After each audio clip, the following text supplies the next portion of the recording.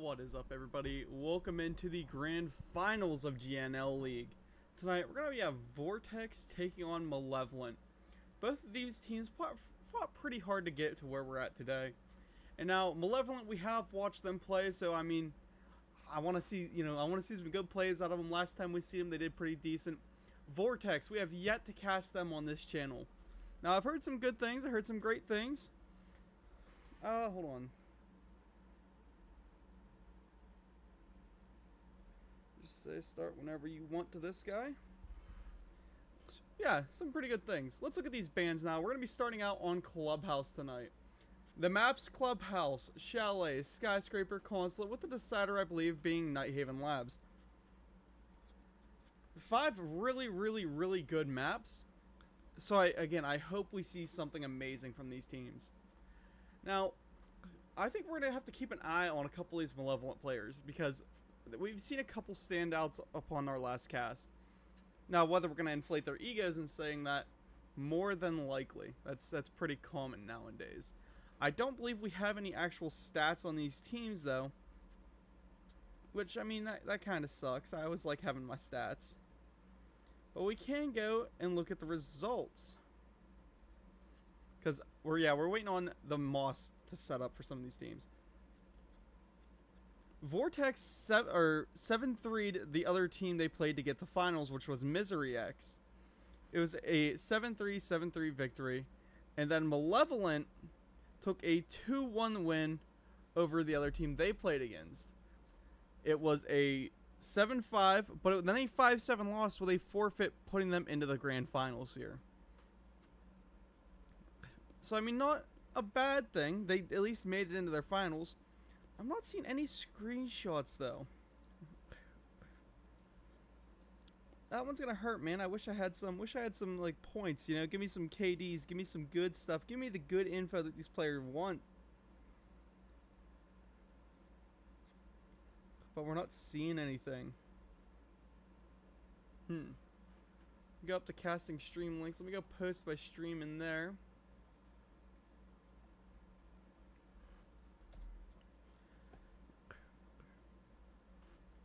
Again, grand final, so it is kind of important. We'll put also live on TikTok. But the match is beginning for the map 1, which will be Clubhouse. Take a brief little overview at this map while we load in.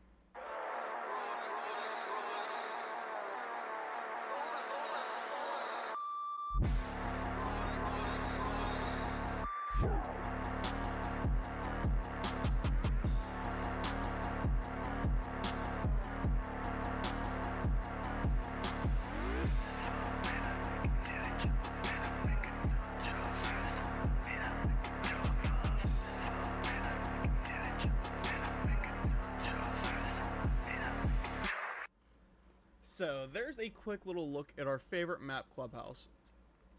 Now, yes, I know some of you may hate it. Oh, it's not that good. Me, personally, love this map.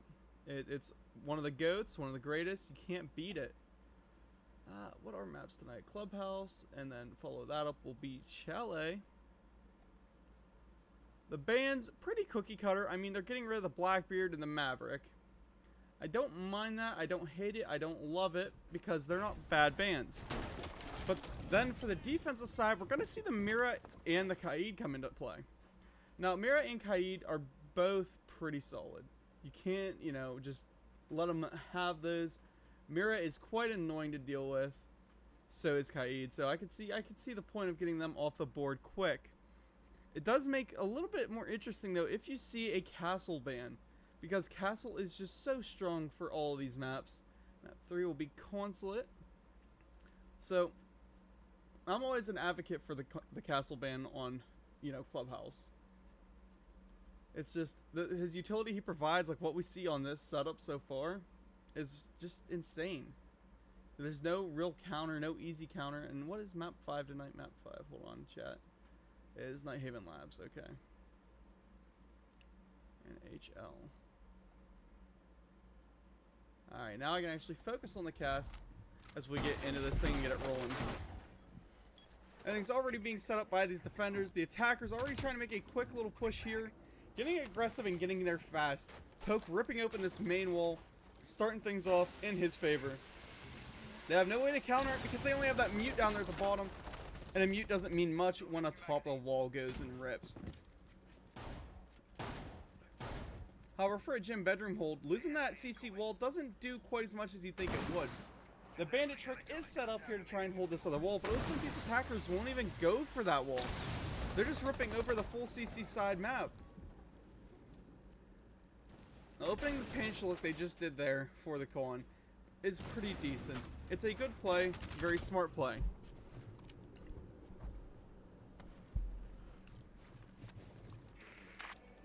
I don't know why this man just said ah, but he said ah.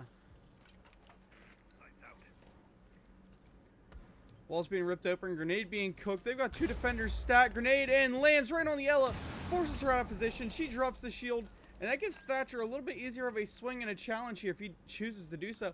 However, looking over here, Kato has a nice cutoff. They've got the mute, and they've got the Ella both pinched in. What's up, Toltz? I see the Vortex Center has arrived. Kato coming in, getting aggressive. We see Codex being pushed back just a little bit. I know Kato right now is wishing he could get that wall open there. However, Pokey will find a good first pick there, taking a rickshaw down. Keegan gets fried down by Surface.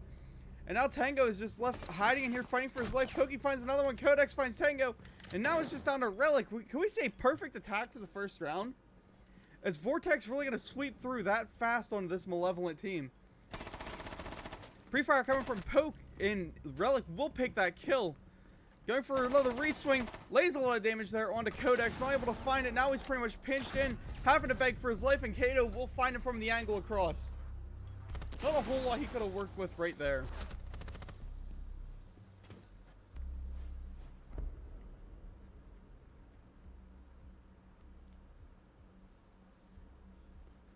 What's up, Toltz? How do you feel about this game? How do you feel about your boys being in the grand finals here for GNL? You happy, excited, don't care? Give me some feeling of emotion, and I'll let you know if it's the right one to be feeling, because I got a feeling it will be. Another gym bedroom hold coming from Malevolent.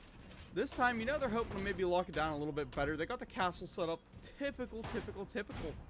Nothing special coming, except this time, you see a rickshaw playing as the Tubarão. Now, that could come into very big play here very, very soon.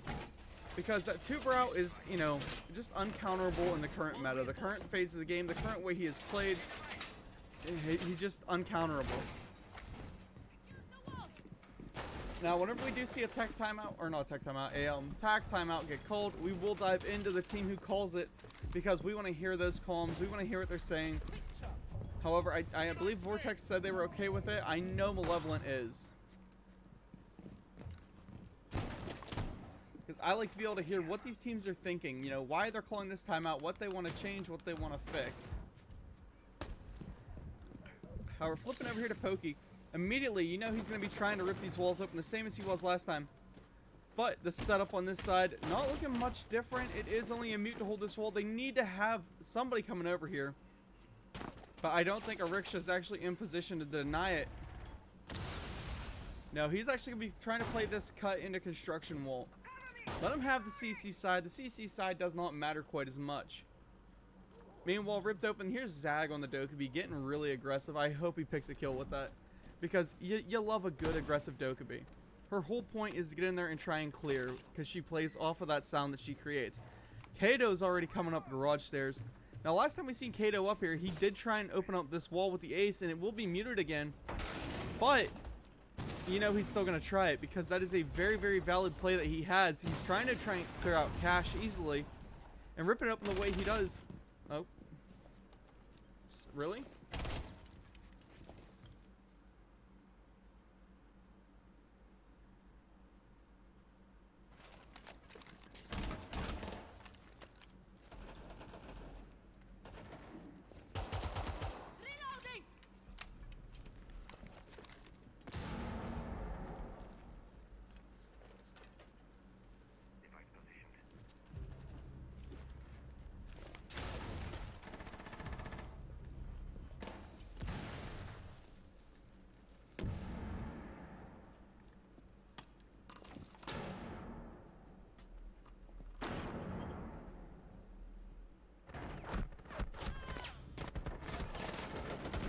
Huh, so apparently they can hear me in match. I'm not sure how.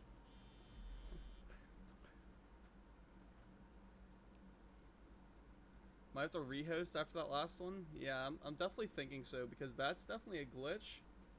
That should not be happening.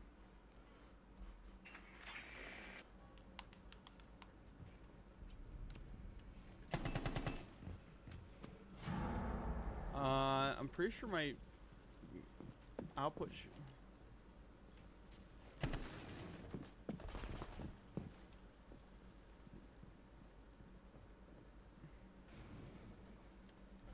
I need to turn off... I'm going to turn off my talk in general.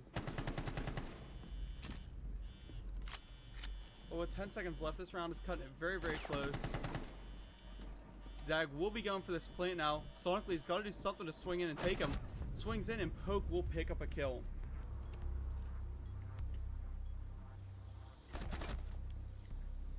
Yeah, I can't even disable it. Can you guys hear me now? I'm talking right now. Can you guys hear me?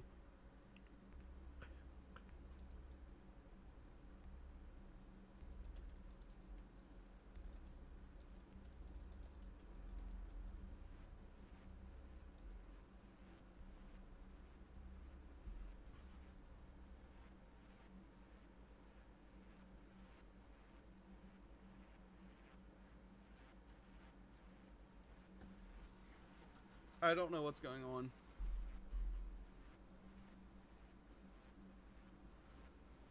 I don't know. Okay. I think one of these dudes had the stream on listening to it and was really confused because he could hear me.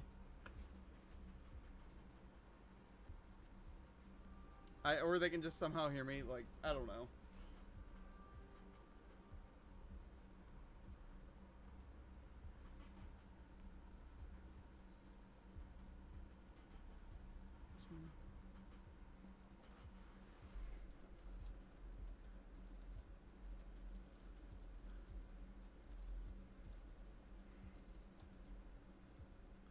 Alright. I think the technical difficulties are fixed. They are already. Huh. That's an odd one. I've never actually heard of that glitch before.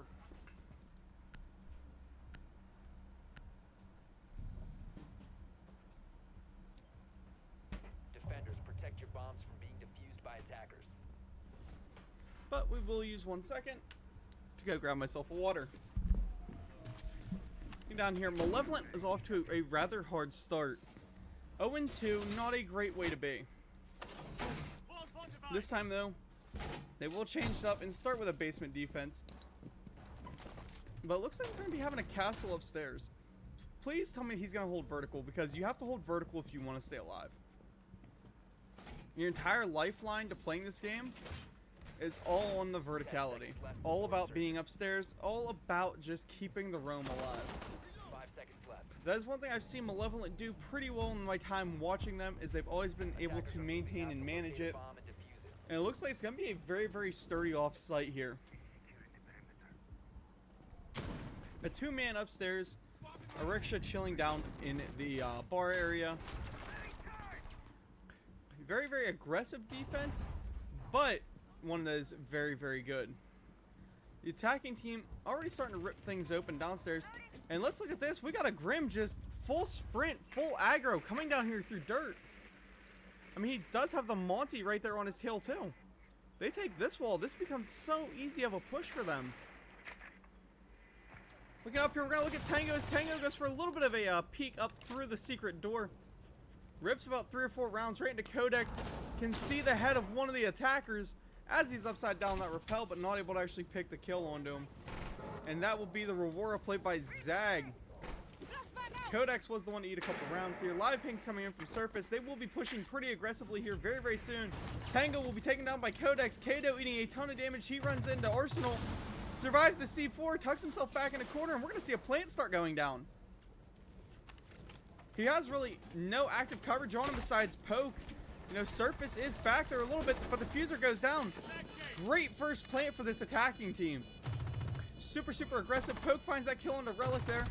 Another one coming up from Poke. Poke is just a demon upstairs with that little AOR. And another repeat coming from Keegan. This makes Poke's job just so much easier. He finds his third one. Will he find a fourth? Nah, Surface will swing in. But it makes his job so much easier when you have that Monty down there, that walking camera just, you know, live pinging everybody. And a timeout coming here from Blue Team. So let's dive on in and listen to what they have to say. Like, there's literally, like, 3 drones I took out. There's possibly one I didn't see, but 2 drones I just took out blue. Hey, get rid of the ace or therm. Get rid of therm so they can't run through. All right, so it's obviously we're in a finals right now, so I can tell we're a little like fucking nervous here, boys. We're not playing how we normally play. We're not playing together. Relic's calling fallbacks. People aren't falling back. People aren't registering calls quick enough in the brains right now, and we're just losing gunfights. If we have to get a little jicky with it, you know, play a little loose, let's play a little loose. There's no sense in us just... We know Clubhouse. We played it 1,000 different times. It's a map we all know. We all hate it. Riksha hates it at least. Keegan, get aggro as fuck. Relic, get off the fucking support shit. You do it too. Tengu, back them up. Sonic, me and you'll bring out the backline. Like, the strats are gonna be wonky. I get that. But we have to get in their face right now and show them what's up. There's just a quick little listen in onto these Malevolent columns as Riksha tries to set his team right. They want to make this comeback. They don't want to start the first map down 0-3, 0-4, 0-6. They don't want to, you know, care about trying to make a comeback.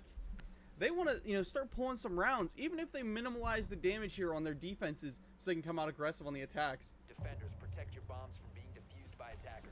Some very, very well-spoken words of quit being passive. We're playing way too passive. And the stat lines are absolutely showing that, as Poke is having the absolute game of a lifetime at 7-1.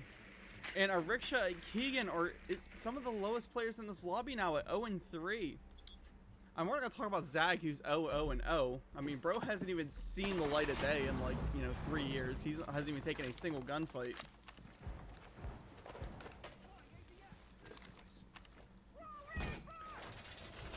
I really enjoy having the ability to do these listen-ins. They're awesome. The listen-ins were pretty cool. I want to do this more often.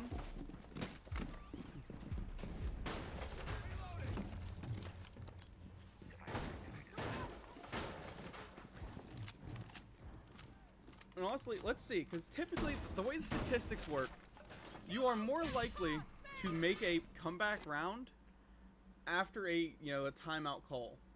Something along those lines. You are statistically more likely to pull that round. Looking over here, we already have Tango setting up with this class shield. He was told to play more aggressive. I mean, technically he is, technically he isn't. And we're gonna have the ace coming over and ripping open this main wall. They did get rid of the thermite because they called it. That thermite has been absolutely detrimental to their defenses, ripping open every wall he can. So getting him off the board forces them to play the striker that they have over here on Poke. And I really don't think Poke minds. Poke just, he's going to keep poking and jabbing. But he will not be able to get that wall ripped open. They need Codex to try and get aggressive here on his window peak. However, he does have Keegan standing right there. Nading out, nade coming into Relic. It's just enough to force Relic in and forwards Relic into a good pick too. Relic slamming Codex down, getting rid of a very, very important operator, as all of these castles are still up on the highway windows. Kato in a great position though as he takes Garage. We have Poke getting dropped down by a Riksha playing odd, playing weird, and going down to basement to get aggressive on a little bit of a backstab room. And Malevolent already looking absolutely different after that timeout call.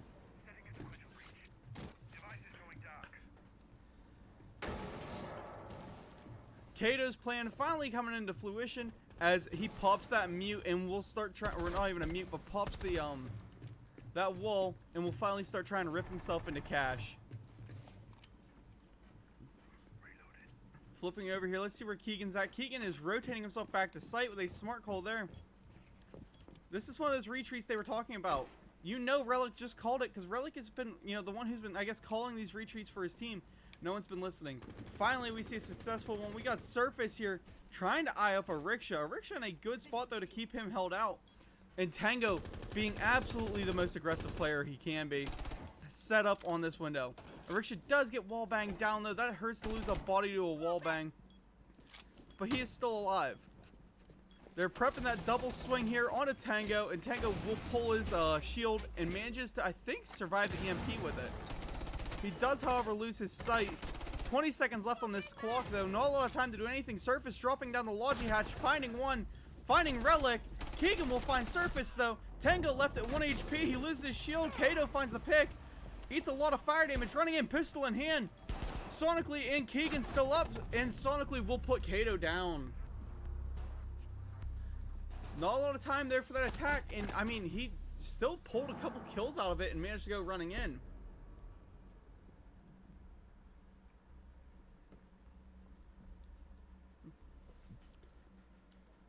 As stated earlier, the statistics will just go into play there. The team that calls the timeout will pull the round. We're up to 12 viewers. Thanks everybody who's coming out and looking. Defenders, protect your bombs from being defused by attackers.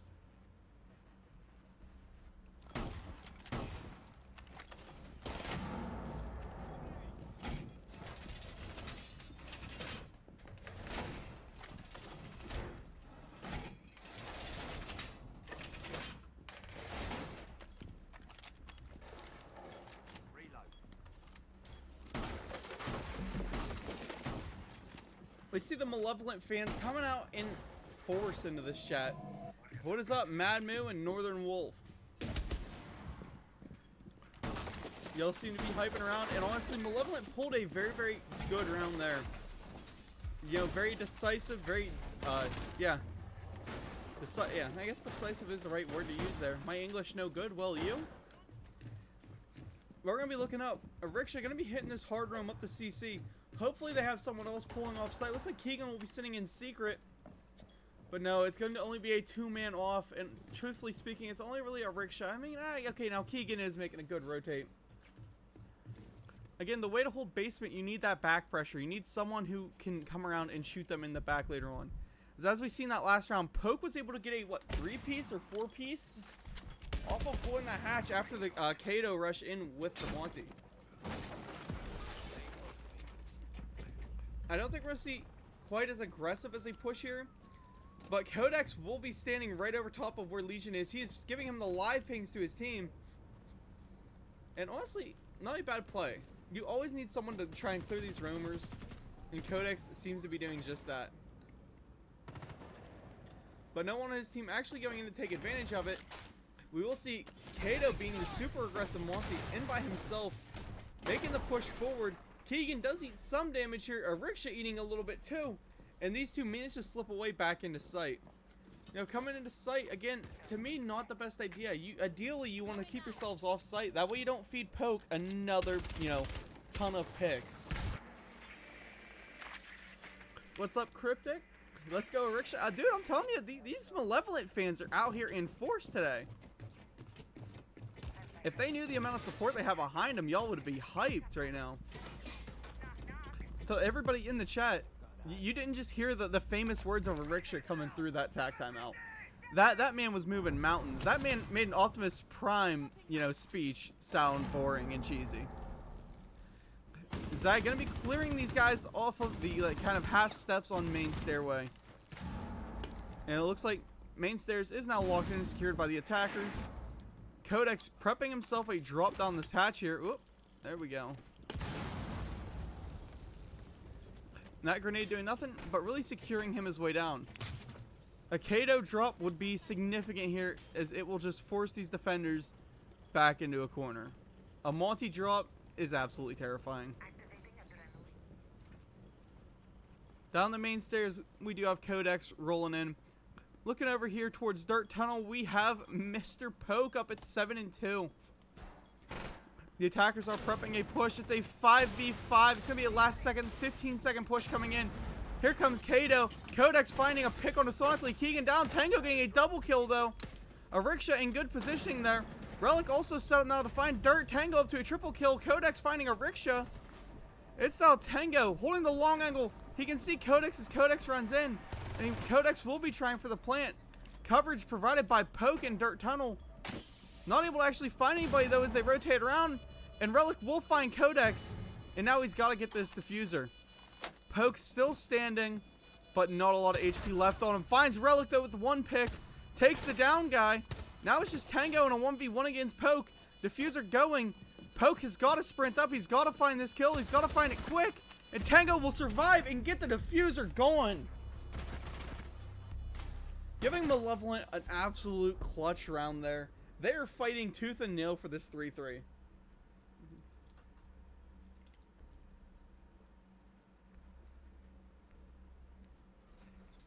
I've never seen a team fight this hard for a 3-3 split. Here's the Vortex fans coming in. Now we see them. They were tired of all the Malevolent love. They decided, hey, we gotta love Vortex too.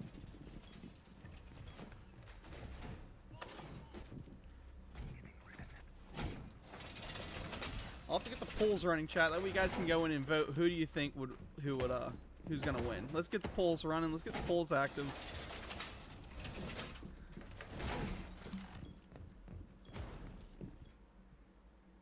Pull up my Twitch real quick. Coming into sight again. To me, not the best idea. Ooh. Sorry, chat. Y'all weren't supposed to hear that.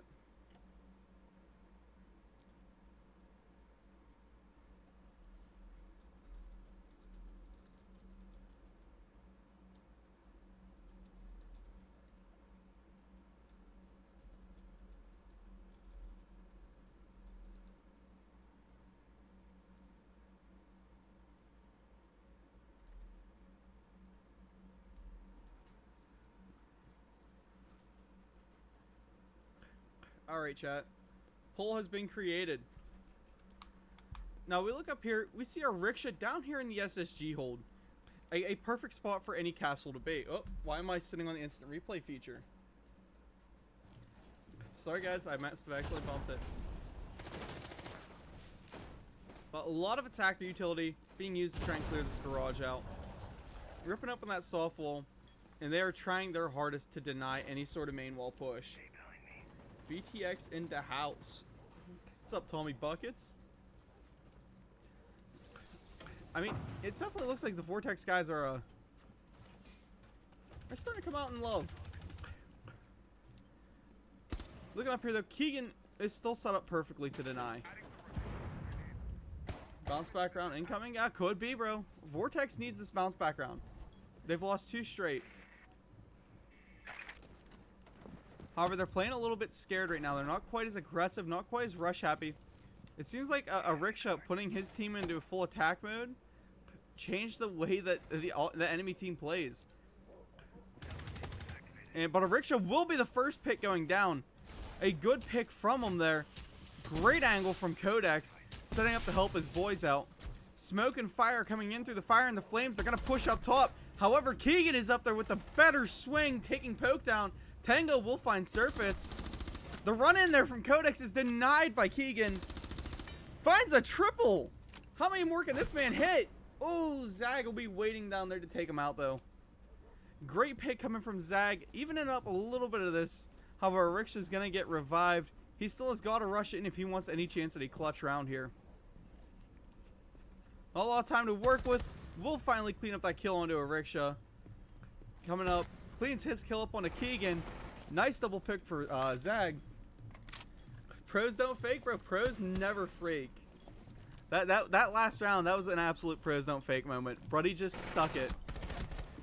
Zag with a triple. Dude, will he ace to win this? Will he ace it out to clutch it up and give his team the 4-2 split? Laying so much damage there onto Sonically. Sonically is just sprinting away, but Sonically will clean him up and end it. Giving a 3-3 split for his team. Let's check out that little bit of some great shots coming from upstairs. Look at that. Yeah, Poke gets dropped. All right. And then our boy just keeps lighting him up. Everybody he sees, Keegan is just dropping. I mean, just a stellar round there from him. Thanks for the follow, Journalix. It helps me out. It helps you out.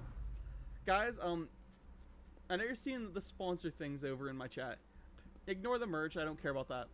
However, the DC Dark Legion one would actually be epic to me.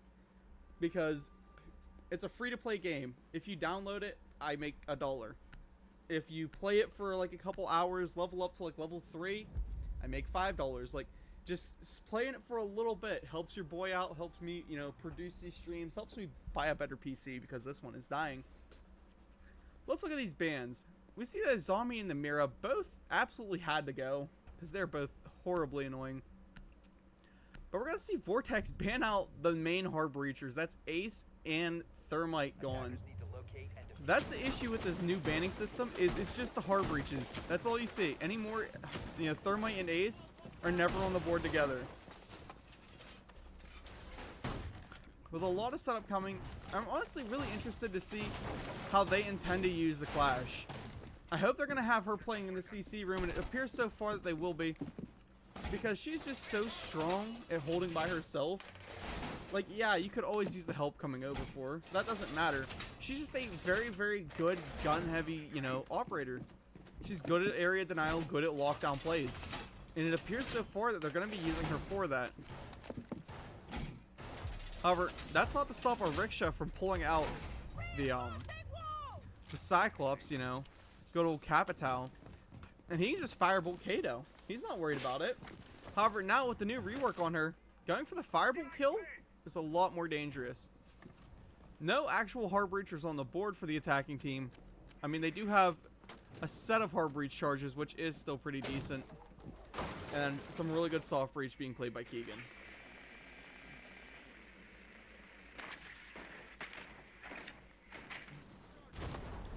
CC wall ripped open, and we got Relic and Keegan both now sprinting in for Malevolent.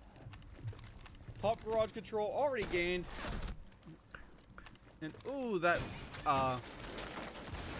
alright, just double hard breach or soft breach, I guess. But that Vector dealing some serious damage there to Keegan. He's saying, hey, Relic, you go swing him.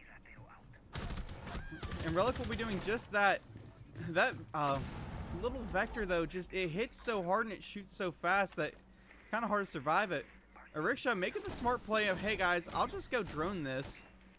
That way we know what we're going into.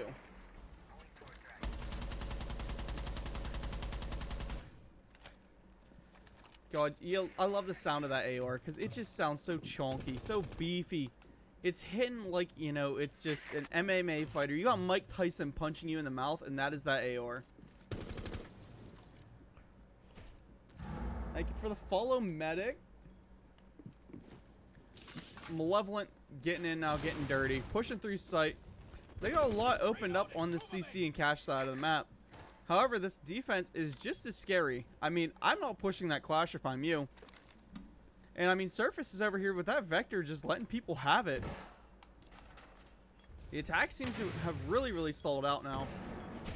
But they are attempting a little bit of a push.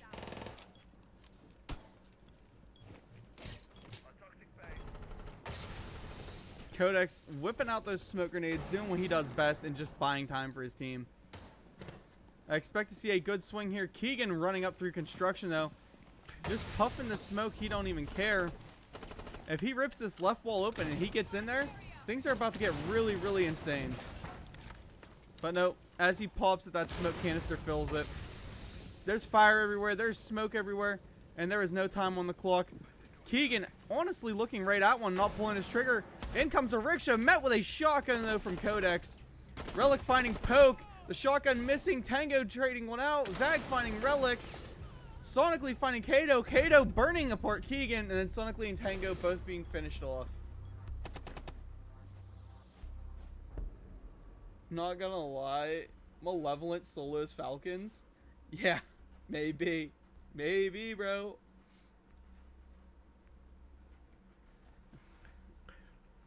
Malevolent just made an absolute, like, stellar pull back into this game. Starting down 0-3 and then bringing it up to 3-4. Attackers need to locate and defuse as many bombs as they can. They said they weren't just going to roll over and die that easily, and they absolutely meant it. The words of a rickshaw still echoing around in their minds. I mean, he is 1-7 right now, but you can't beat a motivational speech like that.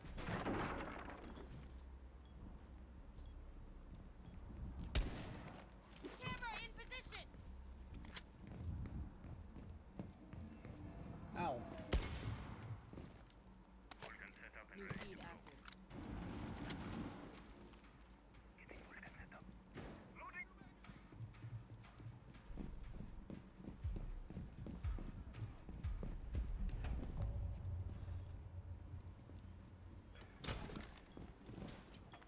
another basement set up here, but looking up, we got Kato upstairs on the room. Hopefully we see Surface kind of stick this top garage. I mean, top garage is a ballsy hold because it's never safe. You know, there's just so much open. And he will be forced out, but luckily doesn't make the easy retreat back in. He's still gonna keep chilling up. You need to buy time if you're a defender. You need to be aggressive as a defender. And so far, he's just doing that. Kato gonna be holding the stage side. And him and Surface kind of played that off each other a little bit. Surface pulled back because the shots were coming from the main door over near stage. Bullseye got us a drive. And that will feed Surface his first pick there onto Sonically. Sorry we missed it. We were looking at Kato. Twitch drones, ever annoying, and they're being popped. Surface still up here on his Surface roam. Get it? But Relic moving in slowly. He sees Kato. At least I hope he knows he's there. Kato does have a good positioning on his backstage. And he does have the callouts. Malevolent has some love in this chat. You love to see it, dude. Everybody's coming out supporting these teams. These two teams have, you know, just probably one of the best backings we've had. And I love it. Looking over here, we got the Ash droning in from bathroom. We got Relic droning in from stage. All the while, our boy over here, Kato, is just chilling. Walks in. He could find himself a very easy pick here on a Keegan if Keegan is not careful. And Keegan's honestly more concerned about the vertical than he is about the player up on him. Finding one easy pick, that is Kato picking one up on a Malevolent. And, you know, just being able to walk away with it. Relic, you know, he's coming over to try and avenge his boy. Again, they had no idea. Hey, man, Mike Tyson isn't an MMA fighter. Nice try, though. I know Mike Tyson wasn't MMA. He was into boxing. I said it's like getting hit in the face by an MMA fighter. Or even better yet, we could just have Mike Tyson do it. Good C4, but a good trade out there from Relic. He does manage to pick Surface off. That shuts down that reign of terror, that roam off site. Hopefully we've got a push coming in. And it looks like Malevolent is favored in this one by 60% of the votes to win map 1.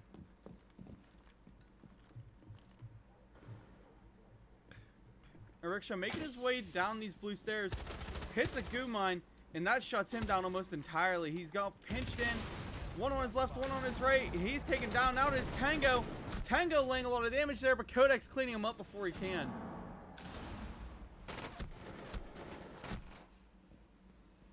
Oh my god, the MVA love in chat.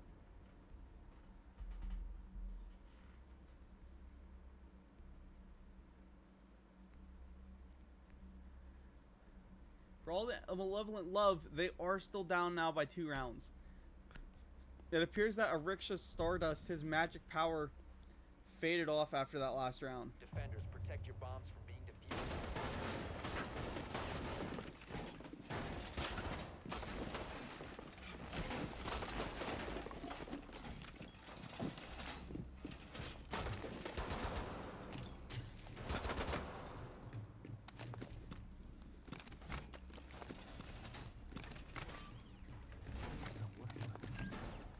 How you doing, troops? How you doing, Norway? And how you doing, Phoenix?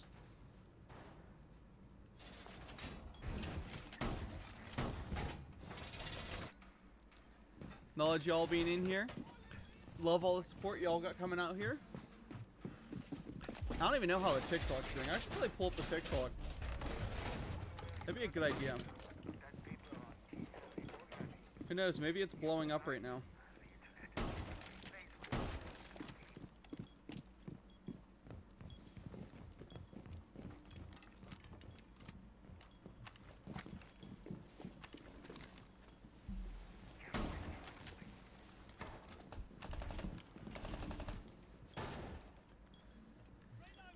Pretty decent CC holds so far. However, if you notice, they didn't ban off the Maverick, and the Maverick is just going to get right away on trying to rip open this wall. But Tango will be taken down by Kato with a good first pick for his team. I mean, there's nothing better than a good dog player. He's absolutely locking it down, holding it in, and no one's getting past him. Look at Codex. Codex searching for his cheeky angle, and Surface is still just off-site, gone. All the resources of this attacking team are focused on getting towards site, getting into site. Not on map control, not on finding anything. All just on site.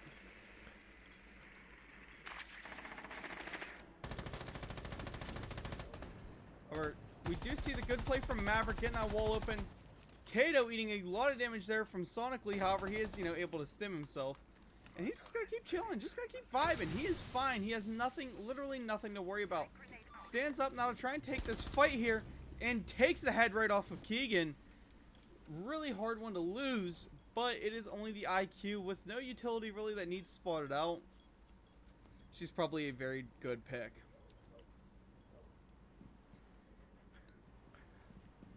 Ariksha finally making that little bit of offsite play. Going through garage, storage, secret storage, whatever you want to call it. As he comes up here for the flank onto Zag. Now, assuming Zag didn't hear that little flip, and I believe he did, that puts him now into a little bit more of the advantage. Getting the wall bang, though, based off those live pings, is a great thing. Comes up, finds Poke as well. 40 seconds left. And now Ariksha's going to be trying to make the play up here onto Kato. Kato still does have that little bit more of a powerful position because of where he's at, location-wise. However, with the flashbangs landing, these attackers have got to make a play. A little bit too passive, too much just holding angles, waiting for defenders to swing. They got to swing these defenders. And it looks like Vortex has got the fans coming back for them now. Ariksha going up, swinging, finding a third. Surface finding one, finding two. And now it's just Relic versus Surface in a 1v1. 10 seconds left. They've got to make the plays on one another. Live ping's coming. Diffuser hits. And Relic was just going for that bait there. Runs himself straight into Surface. And Surface does pick that kill up. Clutching the round up for his team. And putting them into match point for Vortex for map 1. Jokes over, get him, Malevolent. Hey, bro. I'm hoping Malevolent sticks in and locks in and wins this one. Holy crap, holy viewers. I've never had this many. I don't know where y'all are sharing this to, but thanks. Oh my god. That's kind of nuts. I'm actually, I don't know what to do. I think it's the most viewers I've had in a very, very long time. The Pick 6, no, it's not Pick 6 system. God, that's so old. That's so long ago. The third ban system coming in. Goyo and Maverick are gone. Literally, almost every hard breacher for this attacking team is gone. Electing to get rid of the Maverick, though. I don't know how good of a play that is. I would have rather got rid of maybe Habana.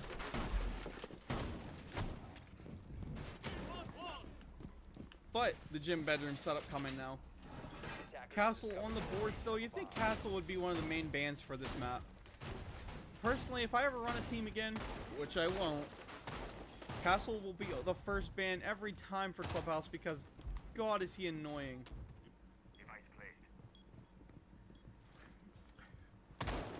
IGL Kato MVP. Bro, Kato has been doing really good. Like the whole Vortex team has been standing out and standing on business. Malevolent has had their moments, but their stat lines don't show it. Looking out here, we got the CCTV setup coming. Again with Kato with a clash. I should disable these bots. They're kind of annoying. Poke eating a lot of damage there from his own, well, his, little fiery explosion. That's gonna suck for this defense. Already starting down on HP. You hate it.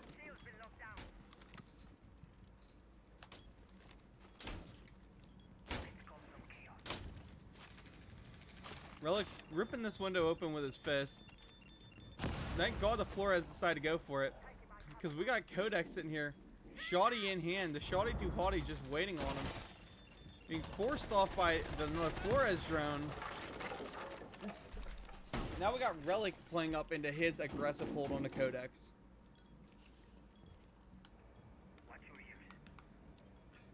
Malevolent playing this round already a little bit more aggressive than they've played the last. Pushing these windows, pushing them hard, and holding them down. Will Codex, balls up and go for the swing on the Relic? God, I kind of hope so. At the same time, is it a smart swing for him? No, not at all. Over on the CC side of the map, though, we do have the CC wall ripped open. And these attackers getting a little bit of aggressive as we see Keegan just running in with that Ash. But with the head holes ripped the way they are, I don't see them actually, you know, trying to play much further. Maybe ripping angles to Cash, maybe coming through Cash a little bit. But Kato now being fired off, forced to rotate, pushed back into Logi. Here comes Ash, here comes Flores. Everybody's starting to rip open angles. But what you don't see is the sneaky play coming from a rickshaw. Finally gets called out. Oh. And these defenders now having to rotate and pull around to hold them.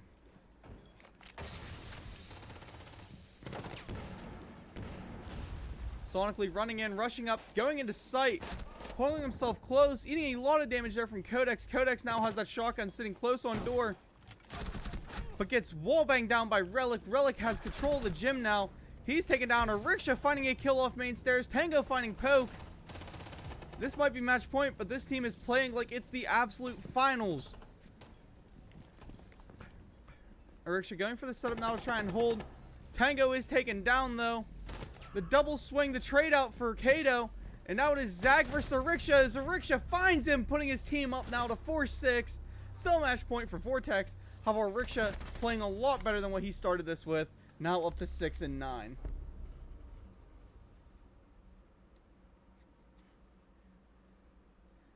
What's up, Joja? What's up, Mister? What's up, Concy? Kermit, how y'all doing? Fight up. Let's go, Malevolent. Dude, Malevolent, they're punching high right now. It was a prime start. Honestly, Joja, like, the way Vortex pulled those first 3 rounds, I was scared.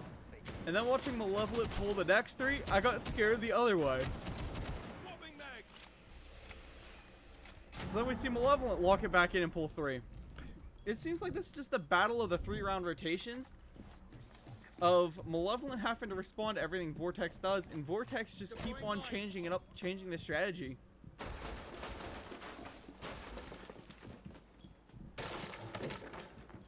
Prone stars, dude, proning is the way to win maps. You know, you gotta lay down if you want a chance to win. Blame Siege, they're the ones who did this to the game.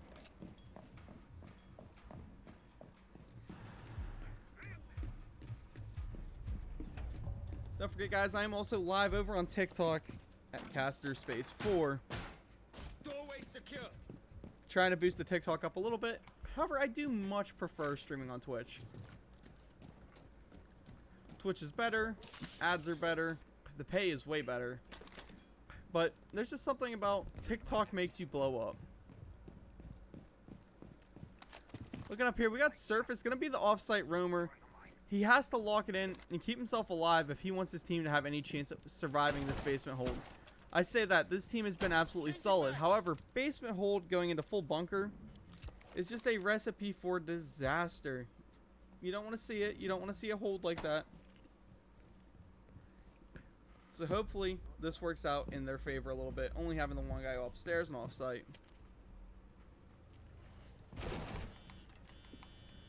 The live pings coming in here from Keegan. They're going to be trying to clear the roamer first. Because again, you clear the roamer, this game becomes a lot easier. The swing coming in. A lot of damage being laid. However, Surface will only find a rickshaw. It sucks losing that Dokkaebi this early on, though. However, Kato was also taken down off-site. Wasn't able to see how he died because we were looking at that fight upstairs. But a dirt tunnel push is coming in here and coming in here fast. The Monty Tango getting aggressive and getting in there. No need to fear about anything really slowing you down from this point on, besides maybe some Legion mines. Bomb located by attack. Doesn't appear the hatch is going to come open. However, they could still rip it. There's no impacts on the board. Relic finding Codex on the Monty rush in. The Monty going in, getting deep. Pushing Poke right into Keegan. And now he can go for the defuse. Zag is still alive, holding down the main stairs. And the only one over there is, I believe that is, Keegan. The hold vertically from Sonically.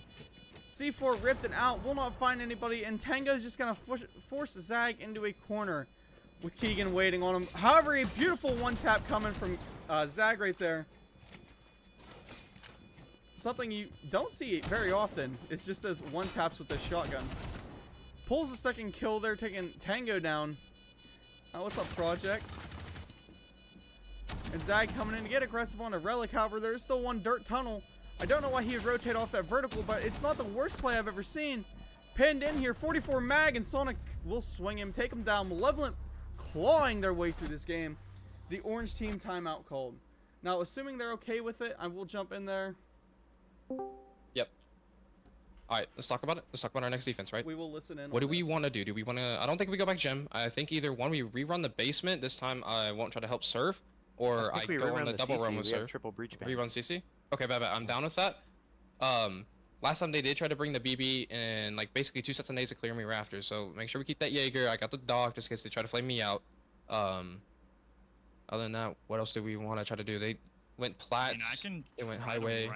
I can try to rat oil to try to help you out with that BB if she doesn't run at you. We just need. I Okay. still play the Jaeger. Just long as if I have somebody like towards lounge. Honestly, we could bring the castle, play lounge. If the castle's not banned, it's not banned. We could play just lounge, and that's what will help me if the BB tries to run up on me. Okay. So bring the castle. I got the dog. We need the Jaeger. We need obviously walled out preferably, since they can't open the wall. Like we have a double or triple breach ban. So let's do that. Kato giving his team the clear comms and the clear execution he wants to see. You know how he wants to hold that. He's calling it out. Why is he really concerned about the next round? Why is he not making on the fly big adjustments? Because he said this is the only round that we need. We win this, we end this map. The adjustments being called in right there. And so far they're setting it up perfectly. They do have Codex playing the castle. You knew they were bringing it. Surface over on the Jaeger, and Kato going to be playing as the dog. As long as they can keep this site locked down pretty well, you know they're going to do fine.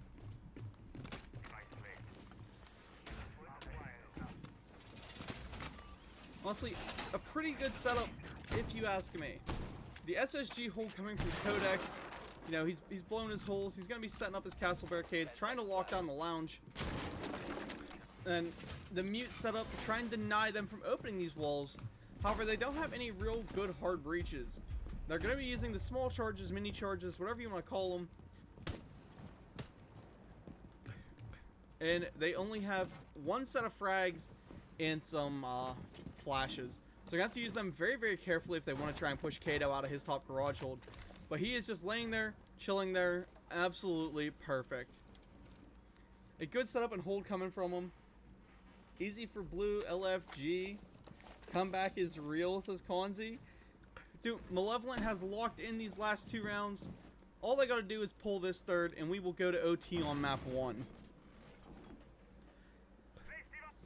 Now, an OT in map 1 doesn't sound bad. As Poke will find that first pick, though, to open things up for his team. A good vertical play there. Coming in here with the shotgun, trying to find Keegan. He'll get picked down by Codex. Relic will be taken down by Surface. And this suddenly becomes an absolute flip to the other side of the books, as Malevolent may lose map 1. 3 picks immediately not in their favor. 2v5 going towards site.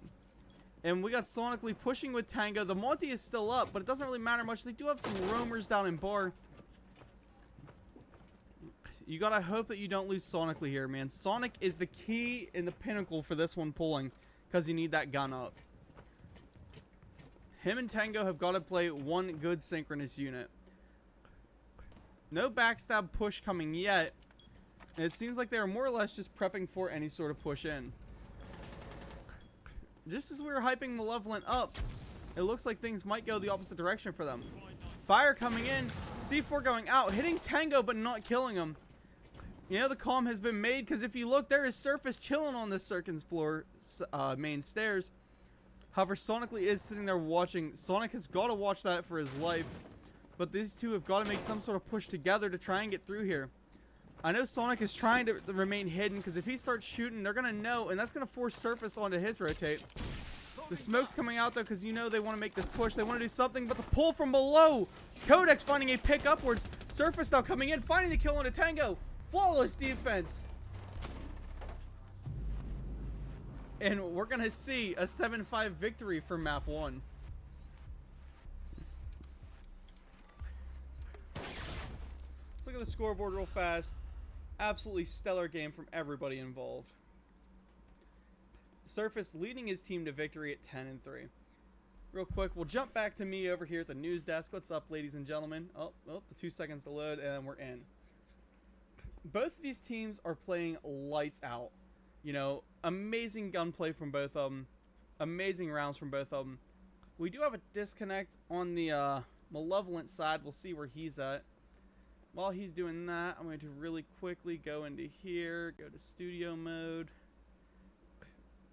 Spam this key to help MVE. Bro, spam that key.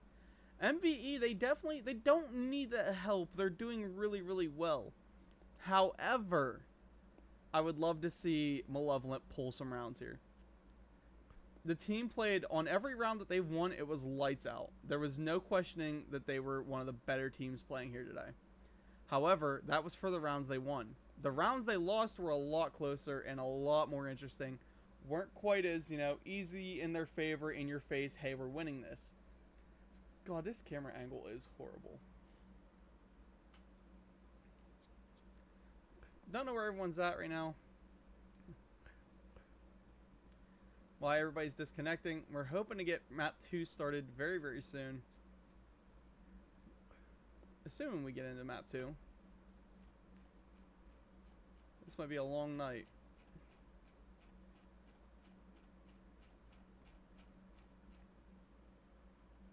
There you go. Why is there so many messages?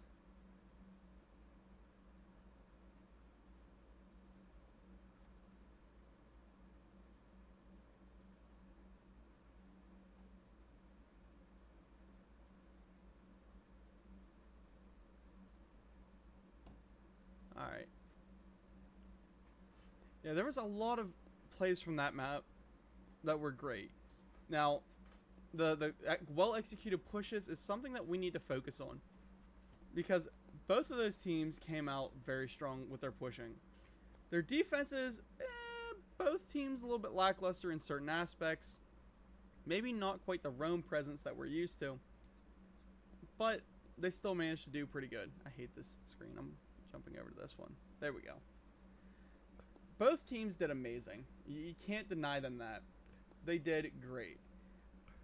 Malevolent just need to pull a little bit more frag power. I think that would outdo Vortex. Map 2 will be Chalet, so it's not quite as gun heavy as what Clubhouse can be. This map usually tends to play more into the, you know, how good of a vert player are you? How good of an offsite player are you? How good of a team hold can you make? That is all that Chalet is. We know Malevolent has that chemistry to win this map. However, Vortex, who we don't really know that well, this is the first time I'm casting them. We could see Vortex pull this out. We could see Vortex lock this in and bring it back like there's no tomorrow. So I hope that they're able to pull the kills. I hope they're able to pull this map. But I want this to be another close one. I want this to be something where we're nail biting, waiting on match point. We're waiting on, you know, going into that overtime play. That's what I love about the way these teams have been playing. I don't know if we're going to see it again, because typically once a team starts to snowball, they just start rolling.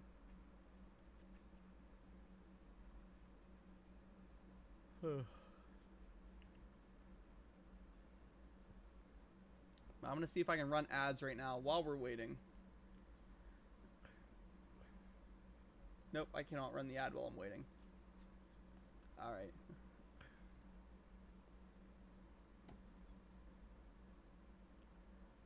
Let's see if I can run a prediction.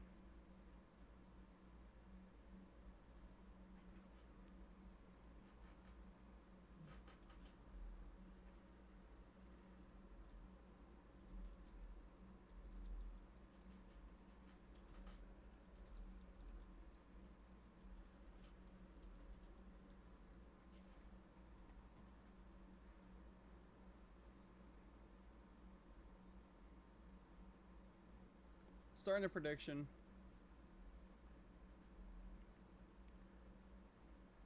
Got like the prediction system. I want to get predictions running. Let's see what we can do. Amdeezy the GOAT is here. What's up, Amdeezy? I said, guys, I'm live over on TikTok. I'm not trying to blow that up. I like my Twitch, guys. I like Twitch way more than I like TikTok. But TikTok is the one that you get a little bit more viewership on. You get more exposure to. And we're waiting on Surface to reconnect to the match. As soon as he's in, we will be going into map 2. Now, as stated, map 2 is Chalet. I'm hyped about it. I like Chalet. Actually, I love Chalet. Probably one of the only comp maps I enjoy playing any given day. Because it's not about outgunning. I know I'm just repeating myself. I'm gonna do that. I'm gonna repeat myself, and y'all are gonna sit here and enjoy it. Because I'm just repeating myself. I'm by myself. Hate solo casting because of that. I got no stats to go off of. If either team's reps are able to send me like a Wikipedia page or something like that along those lines where I can get some team stats, that would be absolutely stellar. Give me something to work off of.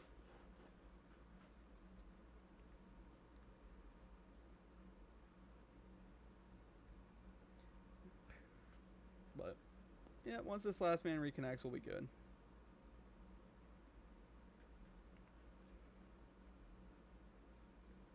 No hate going on in my DMs, which is a perfect thing.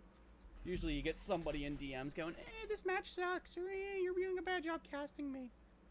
Oh, Carl Weezer. But looking up here at the predictions, let's see what we got.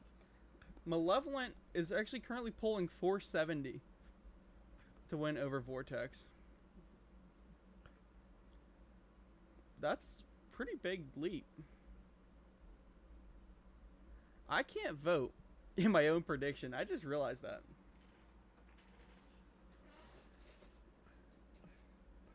But go on, chat. Go vote. Get your chat points in. I do believe I've got a chat thing set up where if you subscribe, you get 50% off a hoodie. Which ain't much, but I mean, it's a decent quality hoodie. Vortex 1, map 1.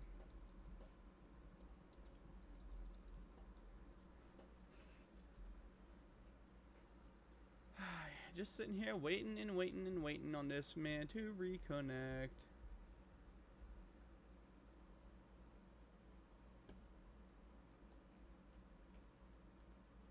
And we're going to be doing a rehost real quick, chat, because Surface cannot rejoin. Great. You'll love this game. Siege X was such an amazing, fine addition to the Siege universe. They didn't break anything. No, not at all. I probably should have combed my hair for this. My hair is typically not this ratty.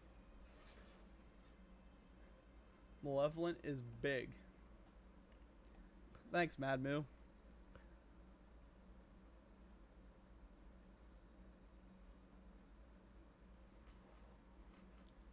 And we got Respect R6 and Depress R6 coming in with some follows. Thank y'all for the cheeky follows. I'm trying to get that follower number up. My goal by the end of this year is between 500 and 1,000. I'm currently at the like 3-something or 370 or 400 mark. I got a long way to go. It took me like 3 years to build up to where I'm at now. But I want to keep growing that number. I want to boost that number up. I want to be, you know, double the size I am now, stream-wise. You know, I want to be a household name by the end of the year. I want y'all to hear me and go, oh yeah, I remember when he used to cast smaller leagues. That would be awesome.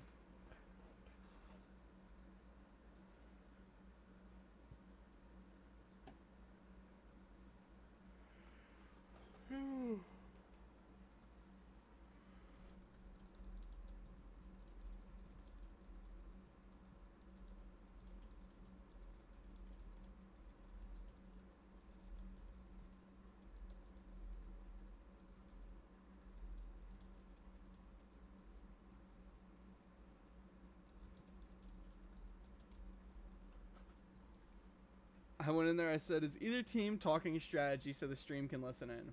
They're bored, and I'm bored, and the chat must feed. And Kato has just invited me. So, hopefully we're able to get this thing rolling and underway soon. Grand Finals, chat. Grand freaking Finals. That's awesome. Looks like everyone from Vortex is already in this match. My god, do they join quick. Which person were we waiting for? Call them out, bro. It was Surface. It was Surface.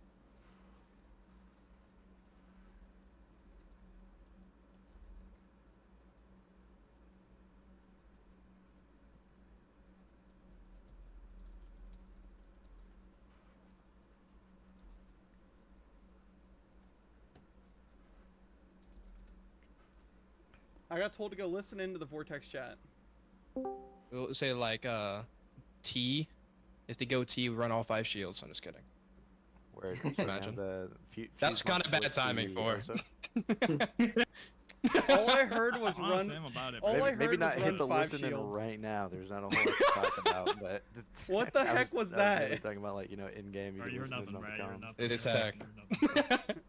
I You wish said I you were knew during that. that part, bro. Ah, poke. Oh First- my hey. gosh. First round we're rushing. Okay. Let's Word. not I'm say gonna go that. listen to Malevolent. I'll say Wait, we're on Word. defense. Yeah, Bye-bye. Rush outside. No balls. Rush I'm going outside. to works and I'm bashing. Ah, people fair that point. hate me. Alright, disconnecting from their chat. We're gonna go listen into Malevolent. Hello, Lost the King. Yes. Alright. Is he So still again- server muted? Yes. Like, he's server muted so you can come listen in to talks. And like I said, we'll just rehash what we've talked about Clubhouse. We saw that our faster pace worked. Okay, I don't know. Sorry, I don't know what's going on. I'm gonna restart my PC. I don't know what's going on. Okay, BRB. Sorry, chat. If they play Chalet a similar way, we might be able to get away with it, but we'll have to see how they play. Again, like I was saying before, where like that was a good idea / find about the gap there. Got us back into the Clubhouse game, but then we kind of the three of us kind of happens. shit the bed there on the stock push, but that's minor. Tango, I need you to be more vocal with what you're seeing too, because when you were running Flores, like I know you're using Flores to obviously clear out certain stuff. Make sure you're looking around, double checking stuff. If you see anything that we might be able to exploit, fucking say it, you know? I mean, most of my floors were on outside windows. Alright. So, as you can hear, they're going over what they need to fix as a team. That last round was very close at times, but also, you know, not great. They didn't bring it back the way they needed to. They brought it close. They brought it so close that you can't deny it. They were knocking on heaven's door at that point. But they're just going over some of the small changes that need to be made, some of the changes that need to happen, some of the mistakes they had, but also they were talking about not mistakes, but their key points that they need to fix, like that they fixed in game, and they were going over it saying, hey, we did awesome. The main one that they did that they brought out that was a smart pick was, hey, we adapted really well. We called some of their openings, maybe not the greatest, but we did pick it up towards the end of that match. That final round, the 3K that started it onto those attackers definitely hurt that attack, but they had the plan. Let's continue to listen in on what they're talking about. Now, I know. dude, I was shitting on you at the TM last night. What do you mean? Yeah, but didn't you lose it though when Here me we and Jackson go. locked in? Dude, Yeah, I it was was the over. only It I was was the only over. one fragging out No, on my didn't you team. get How one much more tap? did you all fucking play? What the hell? You let we, the Oh, no, only- yeah, yesterday. we played a couple games. Alright, now we will disconnect from that. Just let them have their time. Let the teams talk without me listening. Clubhouse. Let me go give Clubhouse to Vortex. Count as map win for Team Vortex. We'll move on to map 2, which will be Chalet. In the meantime here, while we wait on this one last player to come back, I'm going to go grab myself something to drink.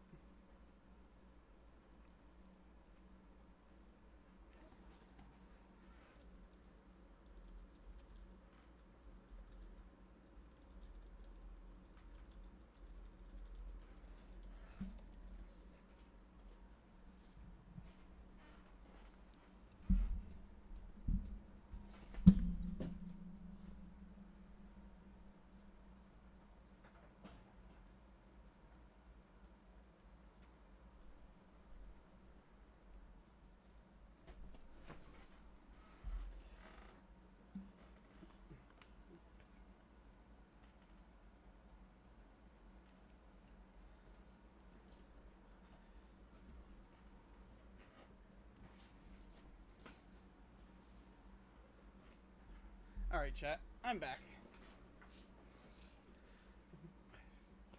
We got people saying he wants to play ranked in my chat right now. Alright.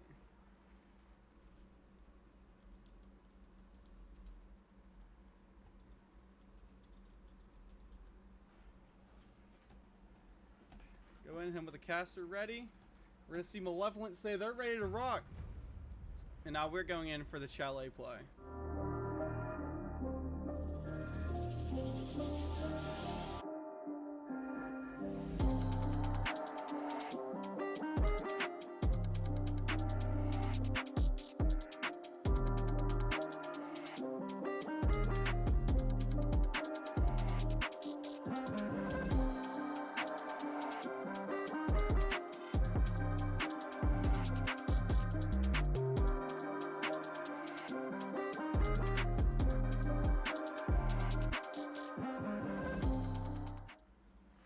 Alright, hope y'all didn't miss me. We do see the zombie and Ace band coming. Next set of bands rolling through. I'm seeing some information. I need it confirmed to me. Is there someone that's 4'5" in the chat?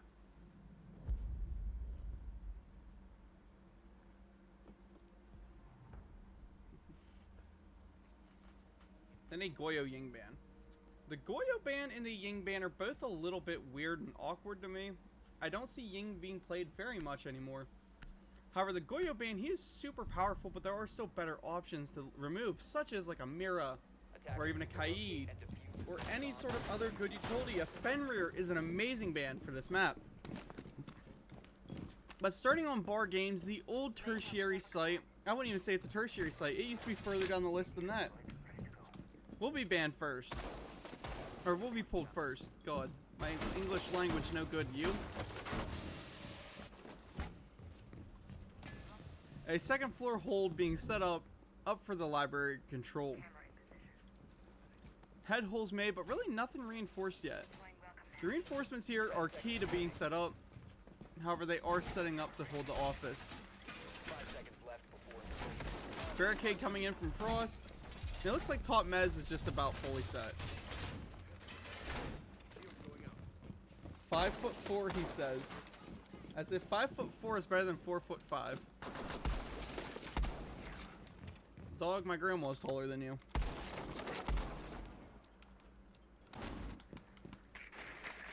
The Malevolent attack already coming in quick as Keegan rushes in, being droned by his boy Relic. They are speed clearing this office side of the map. Coming over, there is really nothing to hold him back here. He can take as much map control as he wants until he gets up here to this shield holding the hallway down and the shield for Top Mez. Top Mez control will be cleaned out probably by Sonically. At least that's who I would have clearing it. Because, you know, that's just the easiest one to do.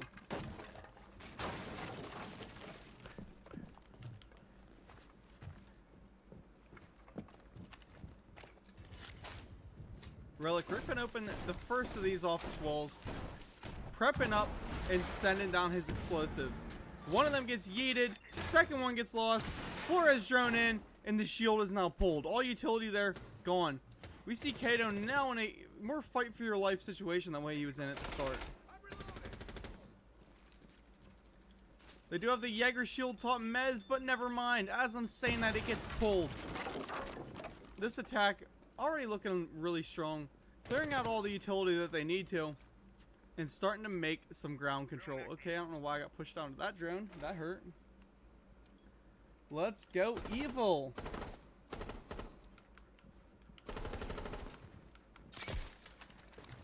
Whose map pick is this? Give me 2 seconds, I'll look. But Relic will walk in, find the first pick. Sonically finding Surface. And I mean, they're making some very, very good clears. Shots coming up from Hatch. They're not even worried about it. Sonically pulling that good one on the poke, though. And now we're into a 2v5. I'm going to have to assume that this is definitely Malevolent's pick. Even if it's not, it certainly looks like it should have been.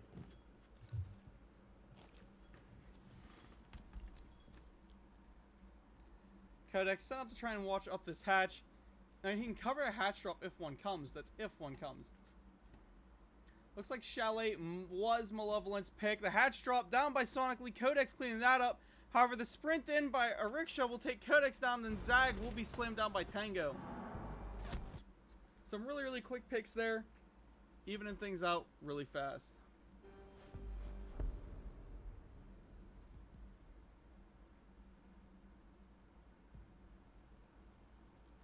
Jurok says, as someone who scrimmed Malevolent on this map, it is a strong one for them.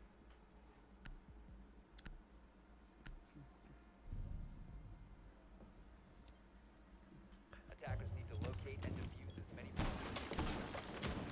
bombs. Hopefully the people in my chat realize there's a 3-minute delay on from everything I'm saying to when you're hearing it. So, woo-woo. Actually, it might be more than 3 minutes. That might be 300 seconds. I could be stupid. This might be close to a 5-minute delay. I think I've only got set for 180, though.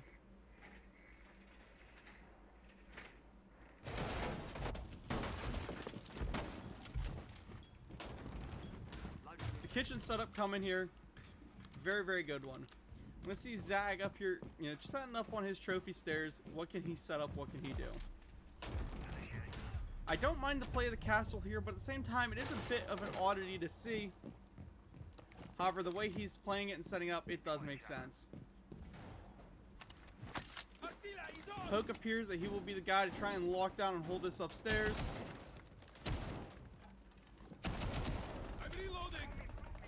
So will Kato. Kato, you know, not starting quite as hot. None of this team is. It's going to be a 3-man upstairs with a 2-man downstairs. Let's see what the attack is bringing. It already looks like Keegan is trying to clear library control. He rushes in. He takes that space. He is taking space and taking it quick. Relic getting his drone in, getting some pings up. They've got to try and push into this master side. Try and take this main office side if they want to have any control over this map later on in the game. Tango trying his hardest to get rid of these mirrors. Will not be able to find it off that first one. Pulls the long angle though and drops one mirror. That mirror there is one of the hard ones to lose because it is such a power position holding one. Keegan setting up along this piano hallway, long hallway, library hallway, whatever you want to call it. And as you can see, they're trying to bait a swing into them. They want a swing so desperately so that this attacking team can get an opening pick.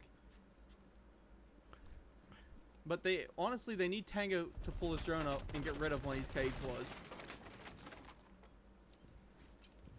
Looking over here, he does have a drone in Solarium, and he's giving some live pings over. This is a long angle, and Keegan will find Kato with a grenade. Opening things up massively for his team. We got Relic running in. Relic runs himself straight into Poke. Poke finds a good kill off it, though. Keegan taken down by Poke. Poke with a good double kill. And now it's a 3v4. Nobody's even near sight yet. They still have got to clear this upstairs. Sonically should have swung in there with his boys. That's what they needed at that time, was the pinch swing in. However, with Surface still up here playing piano, it makes this a little bit more interesting. Finally, that mirror is gone. So is that drone.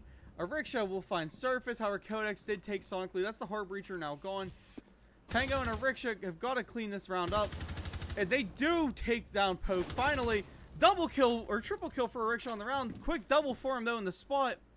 And now it is just Zag hiding in the Harry Potter stairs of Trophy. This Trophy spot isn't bad. He's kind of covered. He's kind of hidden.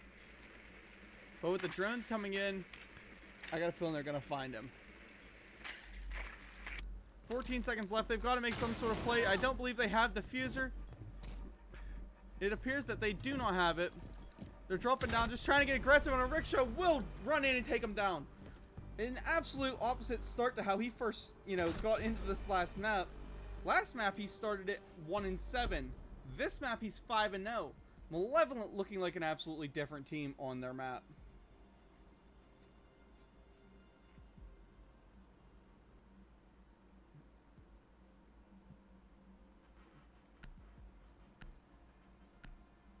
I will say, hearing Malevolent's comms, though, they were talking about how that was really not one of their good maps.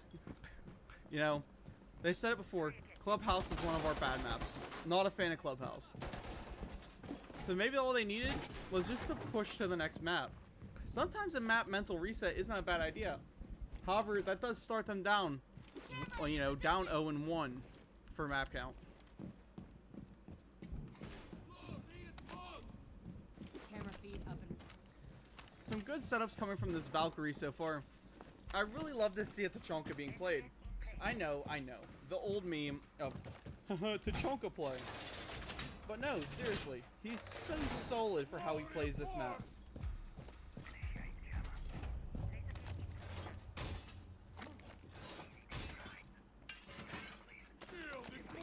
Let's jump down. Let's check the TikTok. Do we got anybody in here? We got, Calling It. What's up, Calling It?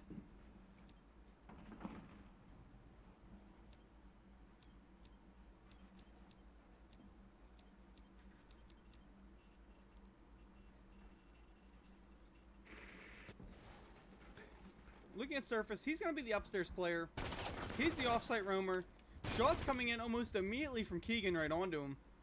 But no one connecting quite yet. They've got to do something to try and clear each other out. C4 ripping rip, but will not find a pick with it. Surface is begging, hey man, we need someone up here. Is this Burger Lead? No, Sergeant. This is GNL. I didn't do the Burger one. I made it. I'll send you the stuff I made for Burger League. It's pretty cool. Tango will be first picked there by Kato. Kato will eat a little bit of damage. He's still just gonna chill up here in the library. But the trapped hitting. Thankfully, Keegan's able to get a refrag for his boys. But losing a rickshaw to traps, man, that has got to be just something the team is laughing at, I'd hope. Because I certainly know that I am. Keegan trying to hold that, top mezzanine. This team has got to do something to push down. Nobody's off site, however. Codex will find a C4 from below onto Relic. Man, that's not a pick that you can really afford to lose right there. Time to bring some ears. Sonic going down here for this main wall. You see Keegan trying to bait out and hope maybe someone will swing him. These two playing opposite ends of the map for one another, so there guarantees there's no chance of a refrag. Nobody to play off of one another. And now Keegan will be coming down here for the fireplace side, trying to get aggressive and trying to help his team out.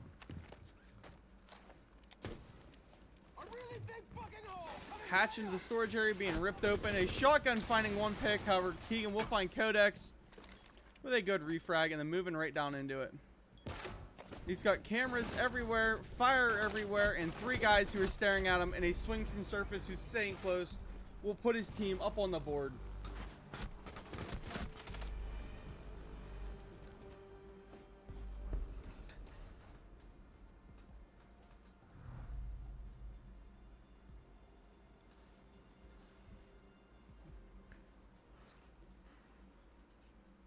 Man, I need some water.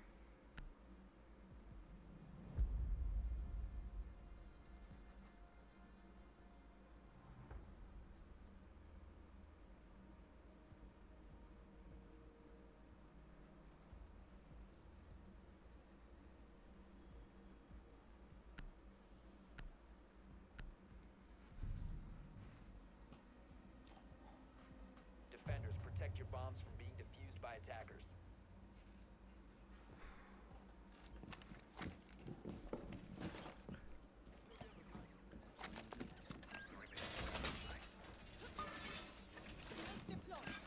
Is burger like a common siege term? Honestly, it wasn't, burgers started being what was referred to as like bad players or stupid players. You're playing with burgers. Burger League kind of opened up as a low tier league, you know, lower tier teams, I believe, lower skill teams. Just something to open them up with. Somewhere they could kind of go and learn into comp, which is a great idea. It's a great thing, if you ask me. Yo, Sarge, send me a DM on Discord. I'll send you the thing I made for Burger League.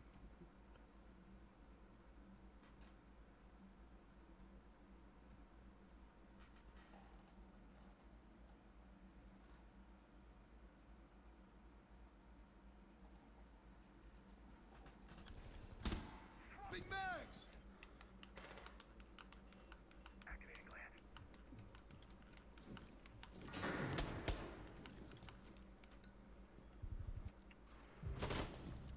Surfer's taking that opening, fighting as a rickshaw, thankfully cleaning him up with that AR.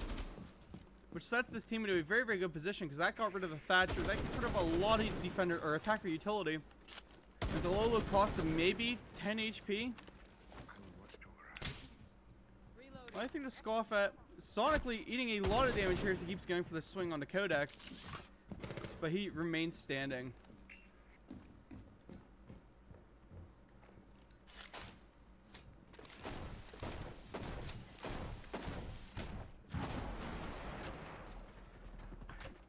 Wall ripped open again. He's doing everything he can to try and get rid of those. But they're being ate and destroyed by the Jaegers. Surface finding a good pick. Kato finding a pick. And that evens this round up to a 2v5 in defense's favor. From a map that just clearly started as the opposite into what we see now. Tango will get a decent pick though, finding one on the poke. And this team has a long way to fight if they want to bring this thing back. Sonically making the smart play with the Rewara, blocking it off, making it so he can kind of solo out and push into Surface. But Surface just said, or not Surface, Kato. But Kato just kind of said, F that man, and rotated off. Sonically now setting up another door. Again, they want to make this push. Or at least, you know, incentivize the idea that they're making that push. They kind of set it up like they were. But as you can see, everybody kind of dropped off and ran away. Sonically now holding for the main jump in for sight. And Tango, well, Tango is setting up for the vertical play. If they're able to clear Surface here, that may honestly give them a clear free plant. That gives them the ability to try and set this diffuser in here and do so safely. Laying down Sonically, he's got to do something to make this play here. Starts going for the defuse, and Surface will find him up to a triple kill on his round. Now it's just Tango in a 1v4. We'll find a good pick there on the Surface. However, Codex is already staying there waiting on Tango to swing. Where's Coast League? Let me see if I can find Sarge.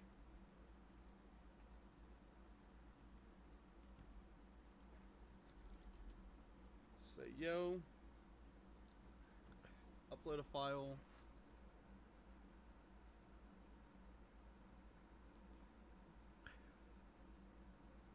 Stream overlays, Force goodies, league background, Burger League.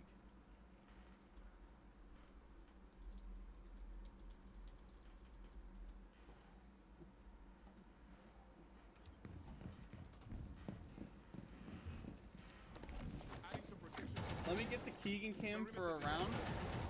I mean, I don't know why he'd want the Keegan cam for a round, even though he's been doing pretty decent.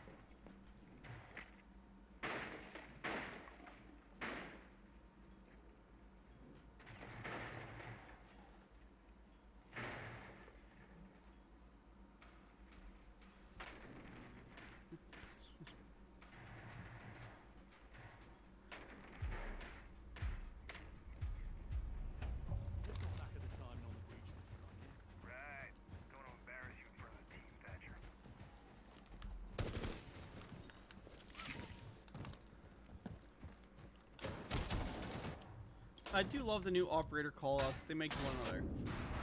Looks like we'll be seeing a very, very well held setup to try and hold the kitchen bar. Or kitchen dining. What I like about this setup is they've put a ton into holding this upstairs. A lot of utility everywhere.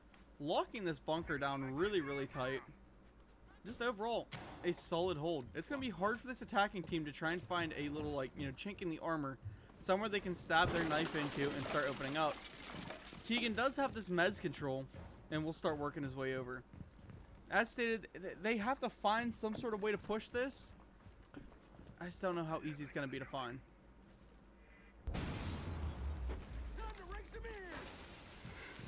The main office wall coming open.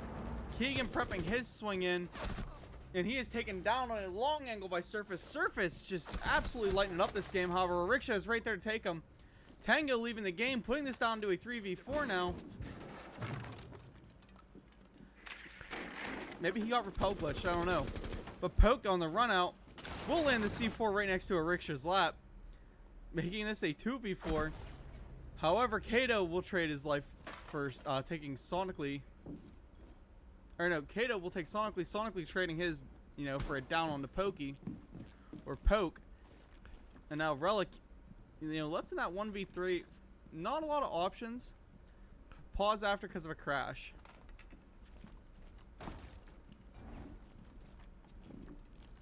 We're going to jump in and listen in on some of these teams.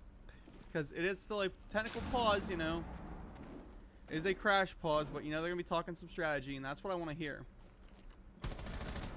Relic finally cleaning up that down on the Poke. Has the full upstairs control. But almost getting gunned down from below. Not a lot of HP to do it, and Zag will find the C4, hitting him in the feet. Now let's see what we can hear in these teams.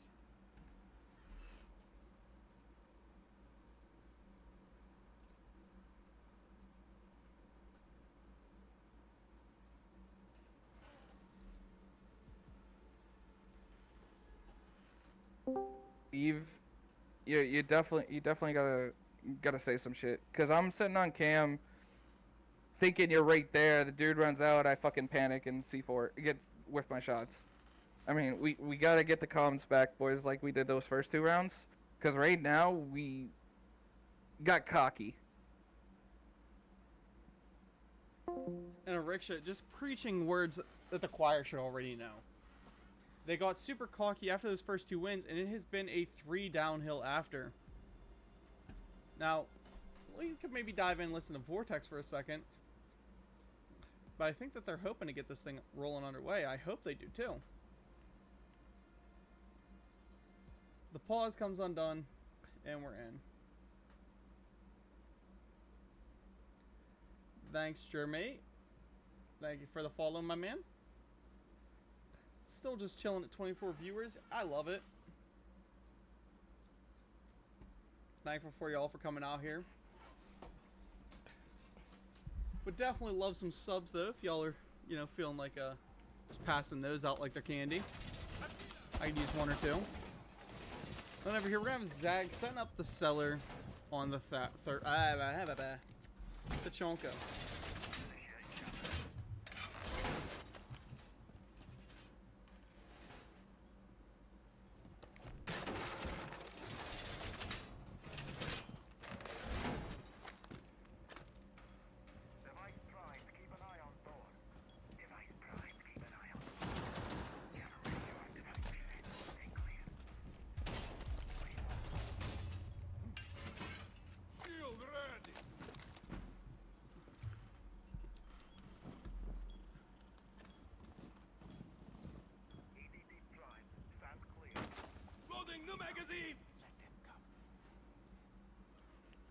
Looking up now, Kato is the only roamer. He's got to hold bar. He's got to hold the whole upstairs by himself. Someone on Vortex has to go reinforce him. It looks like Surface will be technically doing that as he pulls himself up the library. Offsite is the only way that wins this map. You know, you're playing a map so dependent on holding away from sight, holding offsite, just holding smart, that the way that they've been playing it has not been great. Surface looks like he is attempting, though, to maybe hit a spawn peek here. I don't think he's actually going to be able to find one. However, Pokey will find a round into the back of Relic as he sprints across. And here comes the main wall being ripped open into cellar, into wine, whatever you want to call it. Pillar of wine coming open. And there goes the smiley face. However, the fire coming in, pushing sonically back. The C4 coming in, or knocking Relic. And Poke finding a triple kill, quad kill on that one as he just starts letting it eat. Taking control over here. There's one guy left on West Main. Are we about to see an ace? It's very likely as he rotates himself up. He's got his shotgun pulled. You know he's saying, hey, please, let him kill you. I want this pick. And he will find it, taking the ace for himself, and giving that one to his team with a 4-2 split. What a round, what a round, what a round. Let's see if we can flip over into the instant replay feature. Just seeing some stellar plays there from Poke as he cleans up all the kills, takes them all, guns everybody down. Don't let him fool you. That SMG-11 is absolutely deadly in his hands.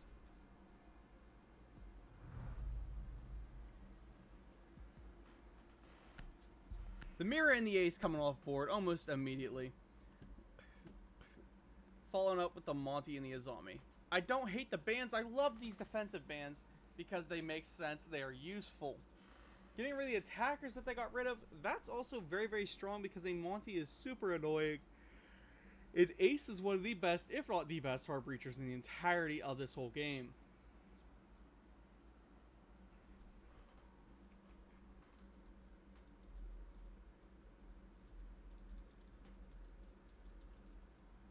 Cover the location of a bomb.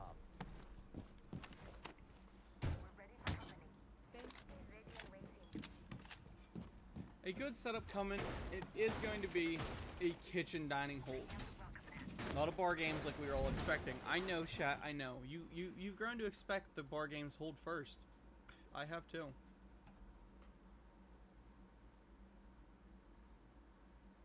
Sergeant Anxiety says Malevolent went 4-4 or 3-5 in Coast, which isn't the most cracked league either. Yeah, you're fair. You fair.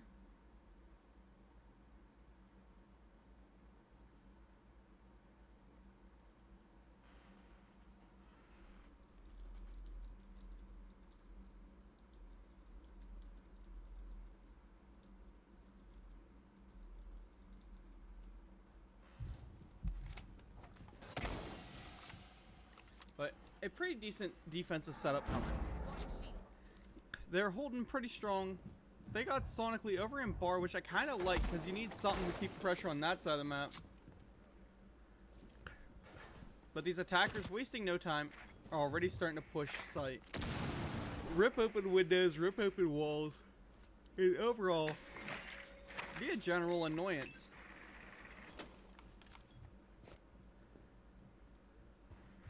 Looking down here, we got Surface chilling through basement right now. Nobody is down there on that part of the map, which, he's still taking map control. He's still making his way through. And I think West Main will probably be what he pushes to because that is just such a good portion to take because it cuts off a lot of the defender routes. Looking in here, a Rickshaw getting kind of pinched in. Flash is coming. That is Surface taken down by Sonically. A Rickshaw finding Kato as Kato jumps in. A Malevolent now leading in live count, 5-3. This Vortex team is just looking for any sort of angle they can find. Zag will lay a lot of damage there onto him. Poke will take a Rickshaw down with a nice pick for himself. And it's starting to look a little bit more even HP-wise. Again, they're still up a body. But depending how Codex Tribe plays this hole, it could change everything. Codex getting ultra aggressive, swinging in, finds Sonically, almost finds Tango, but Tango does survive it and picks the kill onto him. We got Poke going for that long angle, almost finding Tango with it. And then Zag has that solar control, that trophy side control. They're swinging all around, trying to take something on this map.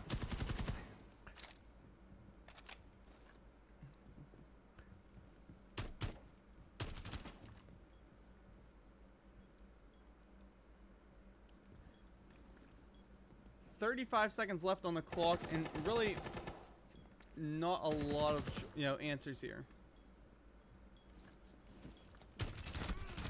vertical play will take Keegan down. Great one for Poke. However, Relic will find one. Poke finds a second.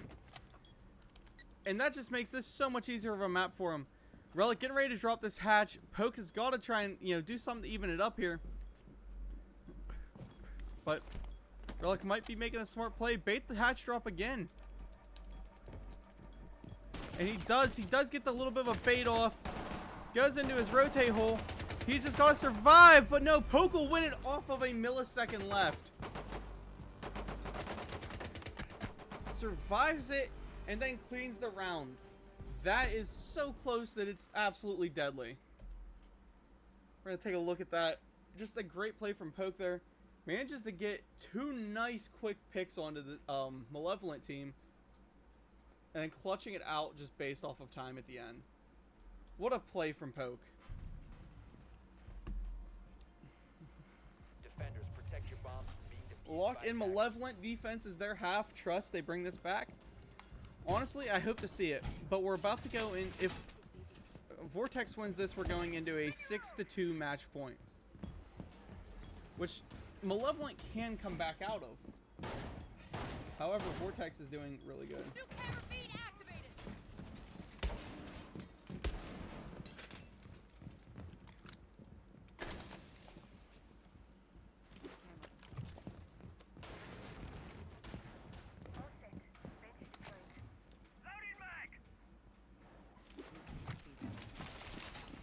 Oh, hey, Why Not is live.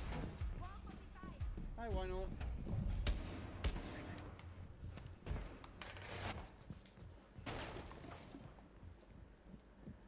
Alright. A good upstairs hold coming, but I know upstairs hold is good unless you've got an extension. And they're doing just that.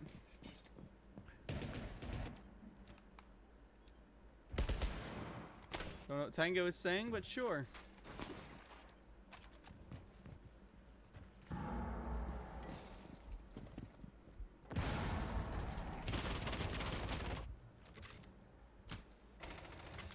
Kato already in on the trophy room, chilling and hiding like nobody's business. Assuming they get some drones into him, and it looks like they will be. We could see Kato rush coming right up these stairs here. There is one playing on those the balcony. Was the grenade the right choice? I wouldn't say it was, man. You could have floor banged him, maybe dealt a little bit of damage, or maybe even killed him. At the same time, I don't hate the chance to grenade because you know you're getting a pushback. C4 coming. C4 not finding anything, though. But Kato is now kind of trapped. Not trapped in, but pinned in. They know where he's at. Tango will find that first pick there on the Codex. Tango making the smart play now, getting rid of all of that, all those pellets from Zag. And he's just going to keep locking himself into this bathroom. The Blackbeard is up and the Blackbeard is in. Finds a rickshaw. He's not even paying attention. Poke finding Relic as Relic goes on the rotate. And now Kato's going for the default plant. Surface will be taken down by Tango. Tango now dropping down off site. As long as they can keep live pings going, they're good. Sonically will find Poke with a good shot there. Kato taken down by Sonically as well. Double kill on the round. It's not down to Zag. He knows where Tango's at. Tango knows where he is. Sonically and Tango both holding the good angles. And Keegan making his rotate on. They have this everything aimed at this one man. Repelling in the window. And he's found by Keegan.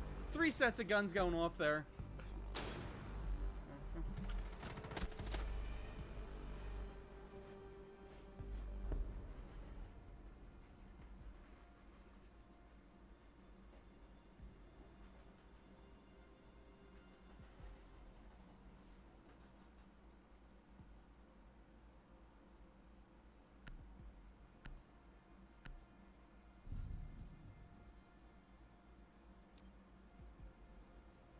Attackers need to locate and defuse as many bombs as they can.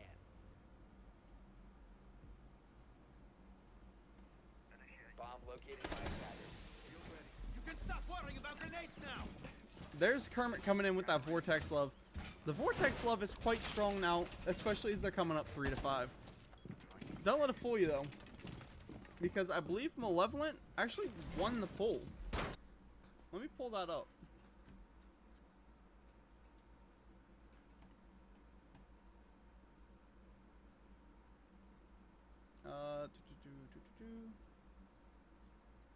Yeah, Malevolent won 57% to 43%. However, more people did vote for Vortex. Oh, more people just put money up onto Malevolent. Okay. So to you Vortex guys, you guys are going to be getting quite the payout of channel points here. Assuming Vortex is able to lock it in over Malevolent. Loading magazine.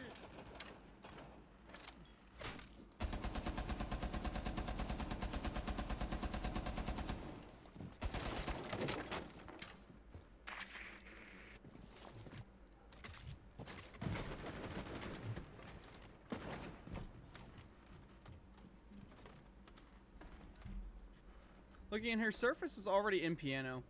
Trying to make a quick clear over. It is a bar setup. So they're doing everything they can to try and hold and lock in. Keegan has got to lock this mez up though if he wants any chance of bringing his team through this. And looking over here, we got Sonically playing down below with that Tachanka. I hope to see him actually use that hole that he's making to launch flames up into this hallway. Hear me out, it's a stupid play, but if you lose your shield, it denies those stairs really, really well. Or if you play it this angle ways, you can launch it right up into that hallway long. All the defender utility now being stacked up to try and hold this hallway. They've got more utility on this hallway than most teams will play in an entire map.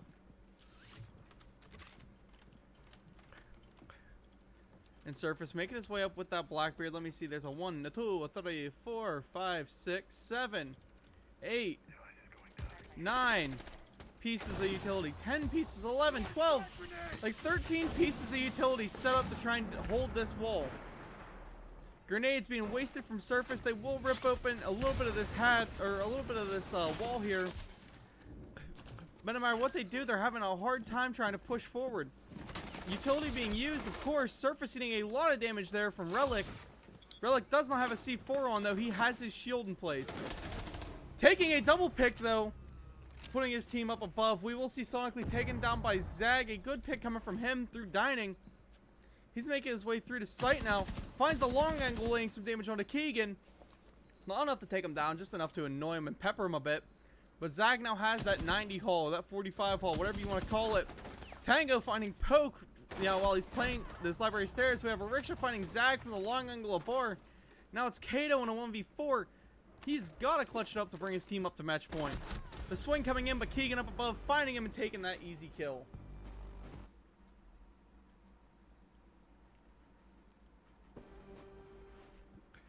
Let's look back at that. Some good kills coming. Sure, we see the Blackbeard run up there.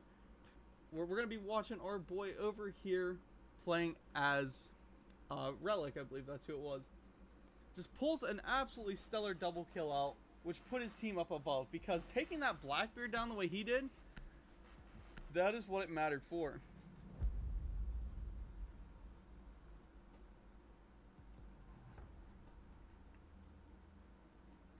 Yeah, if that Blackbeard was still on, that would be bad.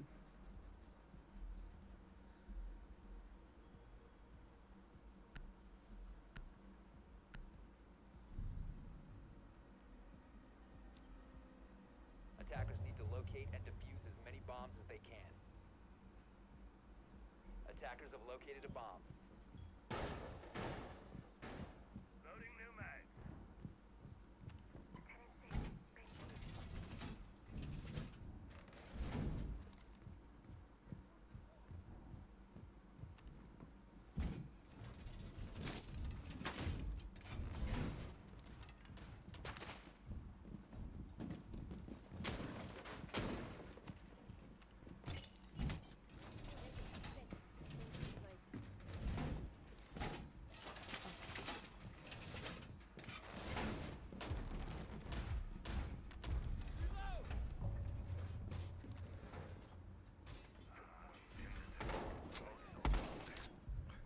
Man, my chest feels like I got an air bubble in it. Kind of tight. Kind of hurts.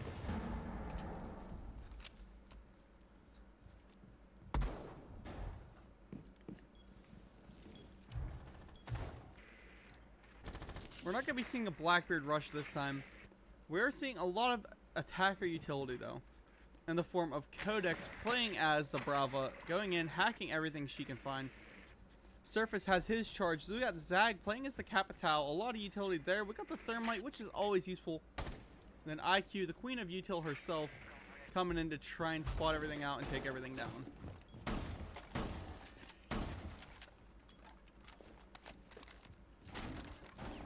Riksha's set up because he's hoping and praying someone decides to try and swing his window.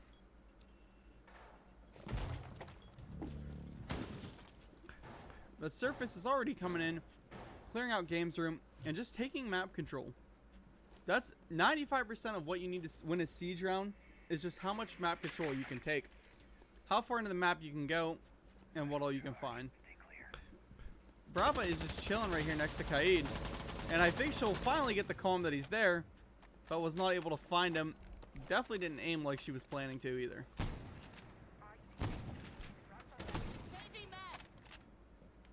Flipping over to Kaid's POV. He still has that good defensive position where he's at. Trying maybe for like a wall bang or something, but not able to find it. Both teams still full lifed. Not even a bullet going in either direction.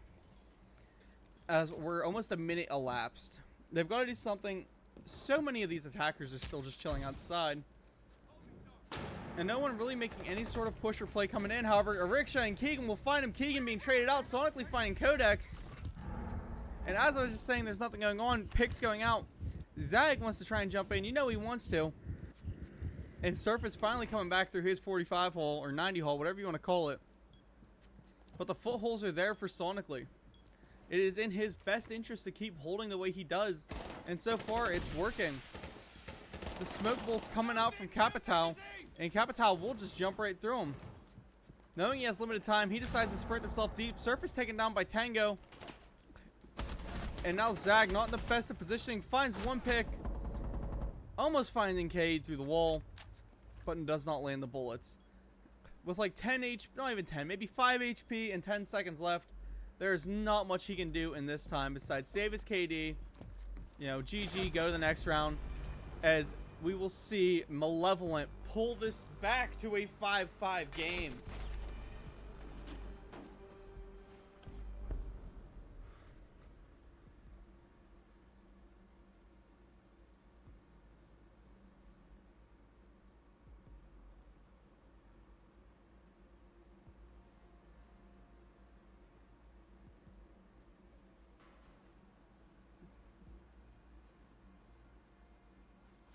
Attack timeout being called from the Vortex side. Oh balls. Oh balls. I can't get in position fast enough.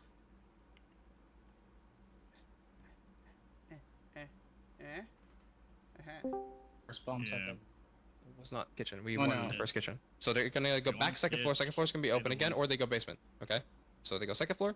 Let's just do the same thing. Something similar. We can probably do solar over again. Just clear out our utility, and this time I'll fucking push bathroom with the shield. Obviously, I'm gonna be on the blitz this time. All right. I'll play far on the bathroom window. I just What we hear there is the new call to attacks coming of what they're planning to do, how they're planning to fix their attacks. Now again, sorry we missed a lot of the comms on that one. Quite simply because I was, you know, had to reopen Discord. Malevolent pulling the upstairs hold this time.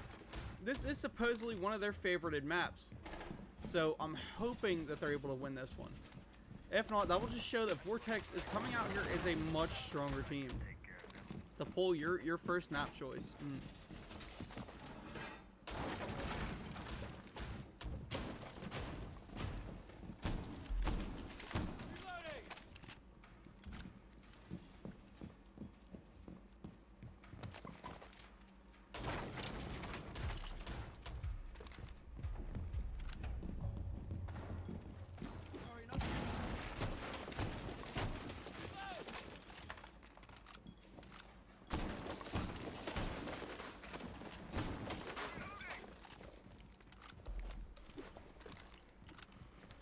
A good upstairs hold there.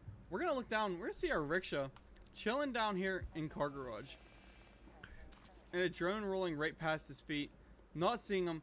They don't know. You know, Scotty doesn't know, bro. You know?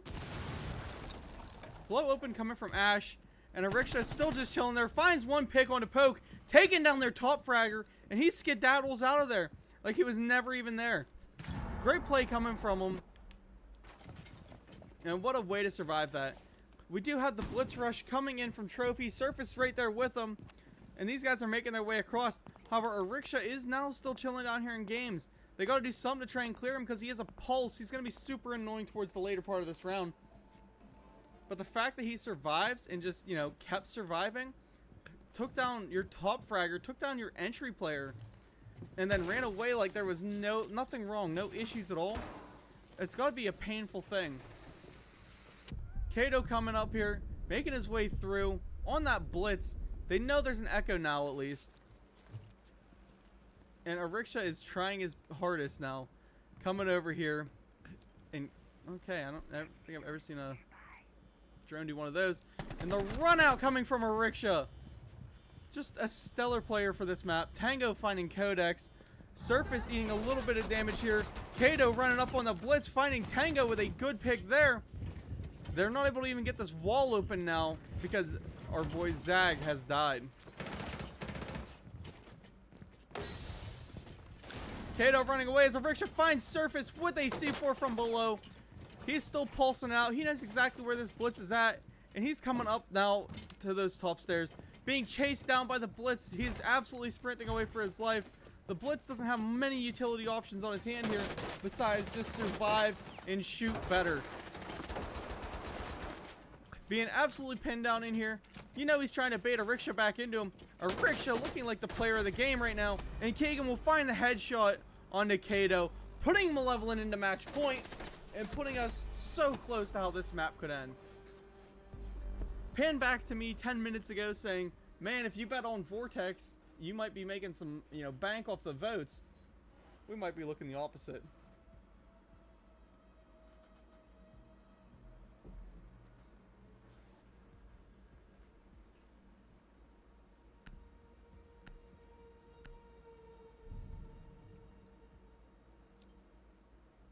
Attackers need to locate and defuse bombs.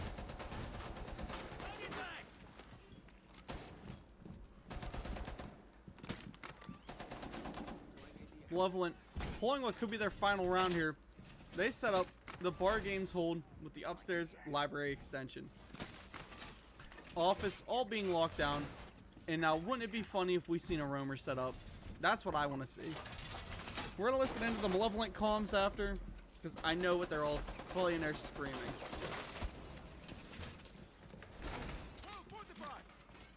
Shield is up.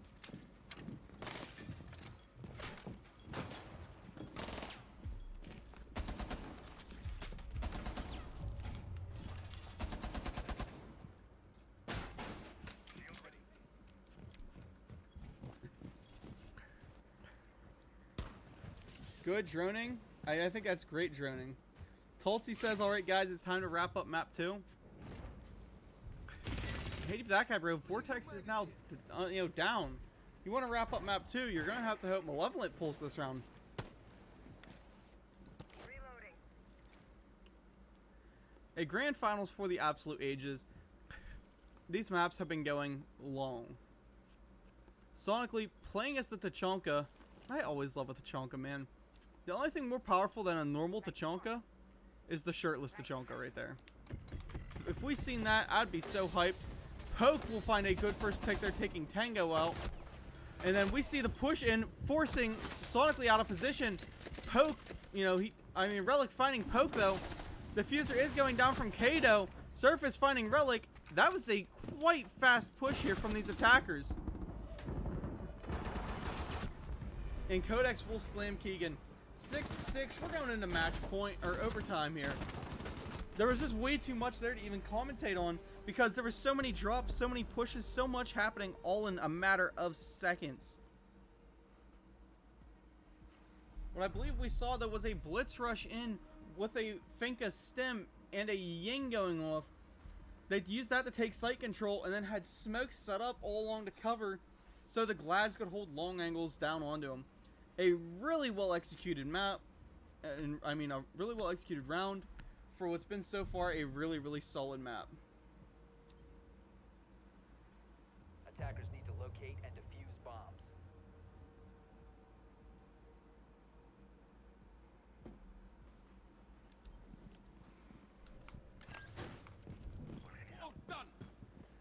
It appears like they may have told a rickshaw, hey, go be aggressive, Broham. Because that guy is absolutely now running off, grabbing the vigil, and just out of there. Thank you for the follow, Heimerdinger wife. That's a name. That's definitely a name.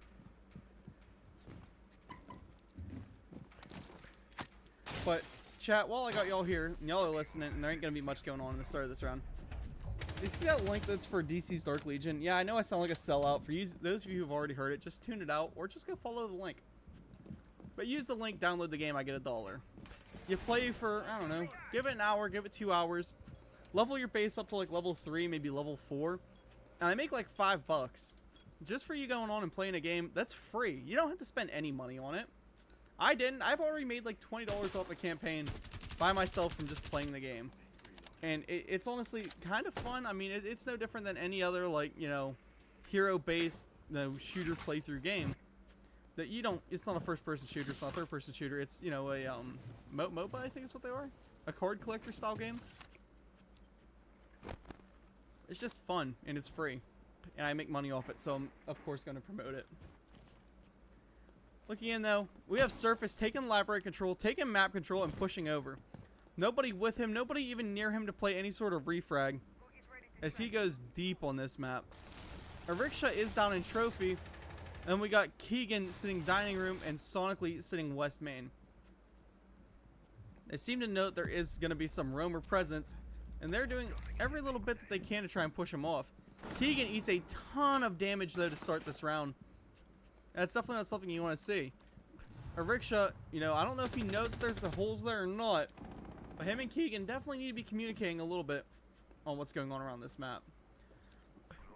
Looking over here, we do have the Deimos set up for gaming room. He is moving forward. I think he seems more concerned about the guy who dropped. Never mind, he knows about Ariksha. Eats some damage into him. Codex will find Keegan. That's a great pick for Codex there, getting rid of him. 3 ads? I mean, yeah, bro. Sorry, I gotta get paid somehow. Relic finding Codex from that vertical angle, dropping him down, and just being stellar upstairs. Really good way to hold it down, lock it down. However, Ariksha comes up on the roam, on the rotate, and might be able to find him through the long angle. I mean, he stared right at his head. He just won't pull his trigger. Codex finding another kill there, up to a triple in this round. It's now Ariksha in a 1v5 with the fuser being planted. And he's got to do something, but Zag will find him 6-7. So now we're into match point again. As Vortex is grabbing desperately into holding into this game.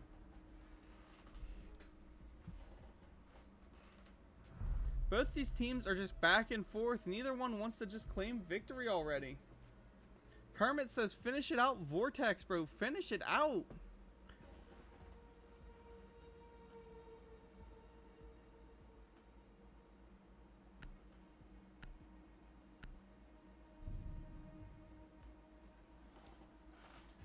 Defenders, protect your bombs from being attacked.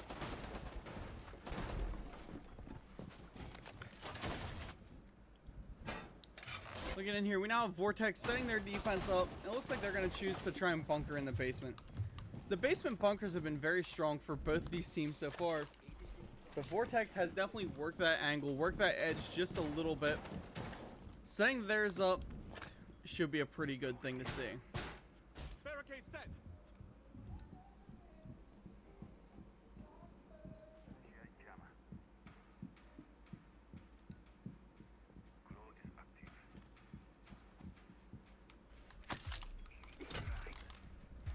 Shield going up.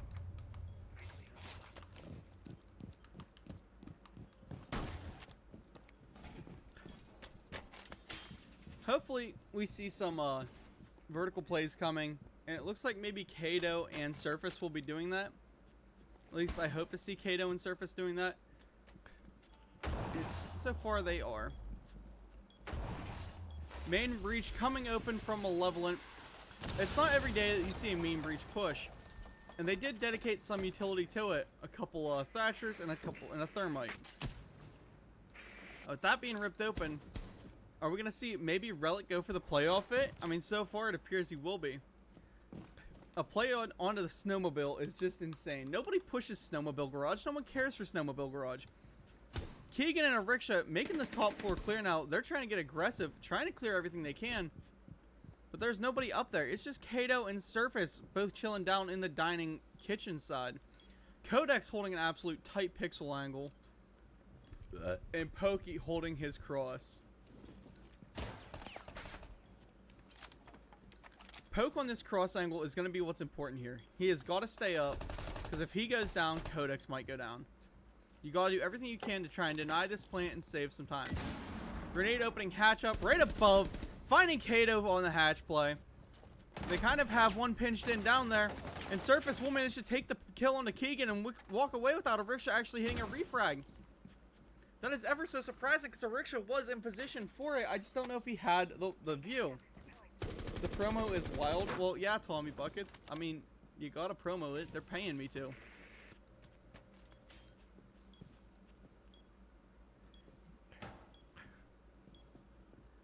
Codex doing everything he can, make sure his window stays locked down. Make sure the main breach stays locked down. I mean, again, so far, they've been very well in how they're holding this. Definitely looking like they could close this game out. Vortex up on lives now as Sonically will be taken down. Finished him through the floor with that... Finish him? No? No? Okay. No. Won't be finishing him through the floor with that shotgun, and a revive will go down. Honestly, a little bit surprised off that.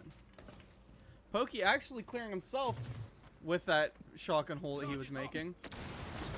Which makes it a lot harder for him to hold anything. Taken down from a weird angle from Sonically. There's that free frag that we were talking about. And Relic making his push down into sight. Walking over towards Blue. He will find a lot of shots onto Zag. However, Tanga's there to refrag. Take Codex down. Zag's still alive. Has to go for diffuser. Puts himself in a corner. Will start diffusing. Sonically has to hold the angle. Hold him tight. Fire grenades coming in from Zag. Zag finds the kill on the Sonically. And now Zag sprinting up. Will get burned to death. Tango in a 1v1 against Surface. Surface finds the kill. Now it's just a rickshaw last up here. Laying down. Surface finding his triple kill. Vortex winning map 2.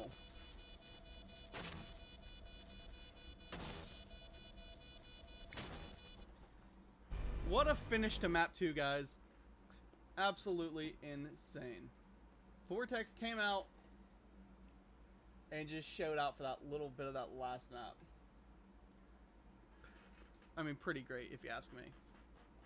We're going to flip back here to the just chatting menu. Y'all get to see my ugly mug for a couple minutes.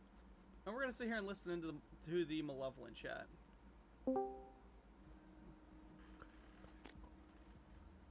Plus 34 elo. Let's go. Finally, Ubisoft anti-cheat doing Dude, something. It's just so unlucky for me, bro. It's just, I'm shooting this mute, but I'm shooting exactly where he is, and he's just able to just shoot me back just through the wood. I'm gonna dive over Holy to Vortex. shit. That was That's good shit, bro. killed Good shit, bro. myself. Yeah, you did. Bro, Oh, no, dude, I I was about saw to freak you out, man. sprinting and you Burger, bro. died. I was like, oh, we lost. He's the After fucking what I burger, just did, I was bro. like, oh, we lost. Yeah, that Bruh, was I knew you almost had it. scary, bro. Knew you had it as he put a mag in a metal sheet, bro. No. I saw his head. Like I saw Oh, okay, very okay, little okay. bit of his head. That's why I was I trying to got shoot it, but I got couldn't pull down really enough. scared when Kodak said, you know, there's another one live. I was like, fuck, I fucking sold. No, I So two different vibes going on right now. Both teams looking like, you know, sounding a little bit sad in what we're hearing. I think I've got the game glitch right now.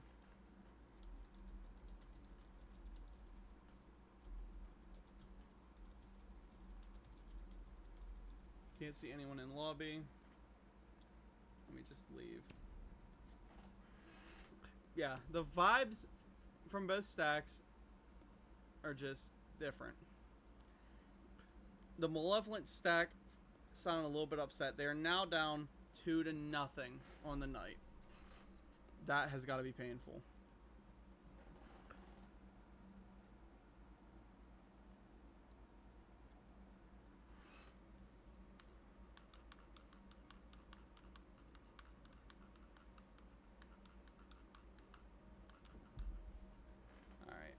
my new invite is here. You gotta love Siege X. It is the most non-broken thing I think they've ever incorporated. Ha. Funny. Absolute trash coming from normal Siege. In map 3, I believe will be Consulate. Let me just go triple check, make sure that's right. As we'll give Vortex that map. Finish map. And map 3. Yeah, map 3 will be Consulate. Consulate is one map I do not like to cast, no matter what anybody says. I don't like it. Just let them know that the caster is ready, and we will be moving on. Bring us home, Surface. Bro, Vortex has been looking pretty outstanding all night tonight. Playing very well. Vortex now up 2-0. I mean, that's not to say nothing bad. Malevolent has been trying. Could we still see a reverse sweep? I actually kind of hope so. A reverse sweep would be sick.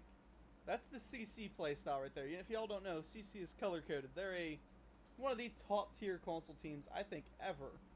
No one is better than... No one... CC's Prime outguns every team I think I've ever watched. But they were known for their 3-0 sweeps. They'd use 3 rounds to try... Or 3 maps to lock it in. 2 maps just to feel everyone out. Those first 2 maps, they would, you know, maybe get blown out. You know, give them 7-4 victories to the other team. The next 3 maps would be like 7-2, 7-1, 7-3. That is the CC way. That's just how they've always played. I hope to see that coming from Malevolent. I just don't know if they've got it in them to finish this out quite as strong. Because Vortex has been absolutely on fire. And Malevolent has just not been hitting the shots that they absolutely have to hit. That's my King Kato, yeah. Let's go and read the group chat because I got people blowing it up who I don't care to even talk to.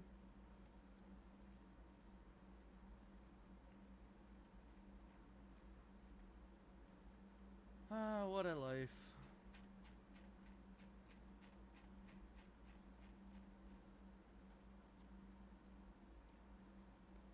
Hopefully some, we get something going. I don't know, what we're waiting on for map 3. Unless they're, sending in their things. They could be sending in their, what's it called right now?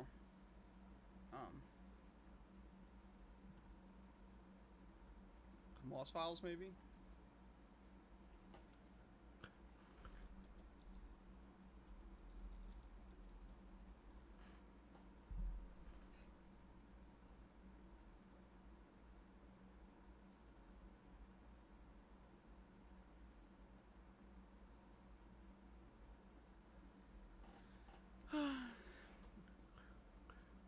We just not gonna get rolling? Chat? Chat? We bring this whole thing back reverse sweep? That's what I'm saying, Mad Moo. Y'all bring it back. Y'all hit that reverse sweep.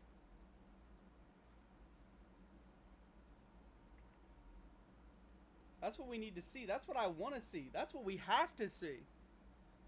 I'm gonna take this moment. I'm gonna try and maybe run an ad.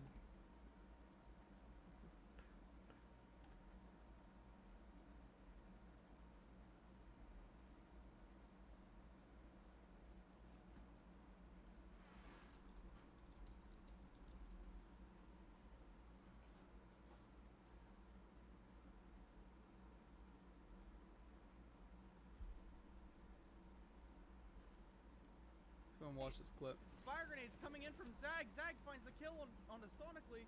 And now Zag sprinting up. Will get burned to death. Tango in a 1v1 against Surface. Surface finds the kill. Oh, I'm using that clip in a TikTok. That's...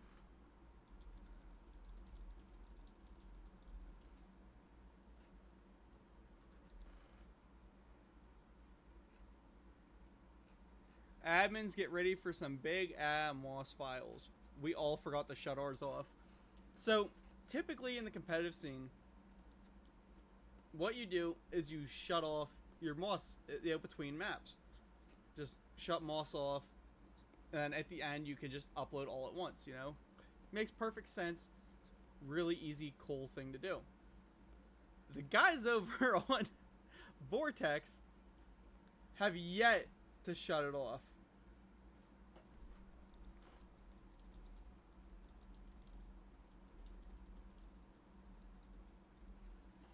So they've got about 2.5 hours of Moss files currently. They didn't even, it's not done yet. We still have another map, maybe 2, maybe 3.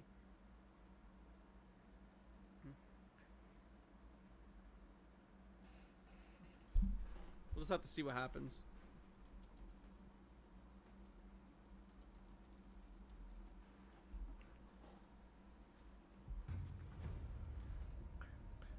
And now we will be going into Consulate.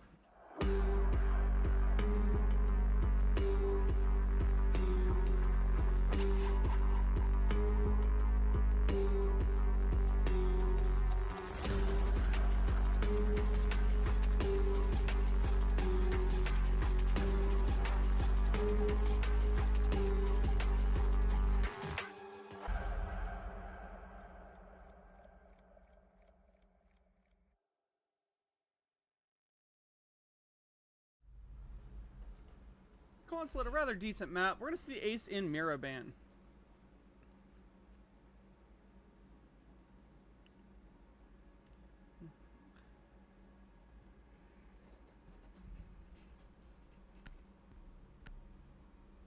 Went on this one last set. I'm also reading.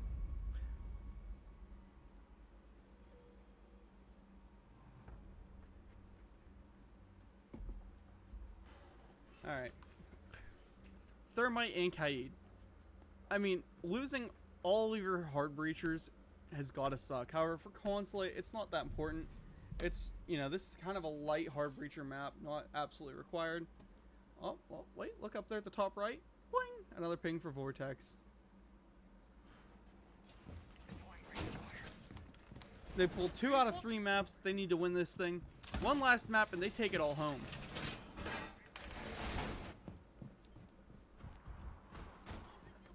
Looking at this Malevolent team, they sound like they wanted to be more locked in than what they were.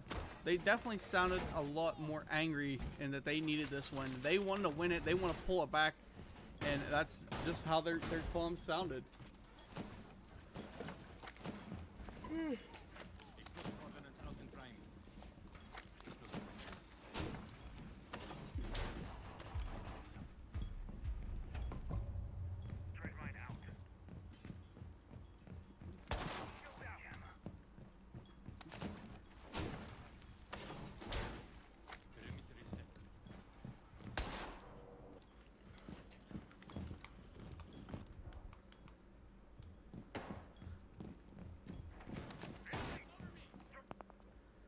So good Fenris set up by Relic, and then we got a Riksha who's going to be playing off-site with the Pulse.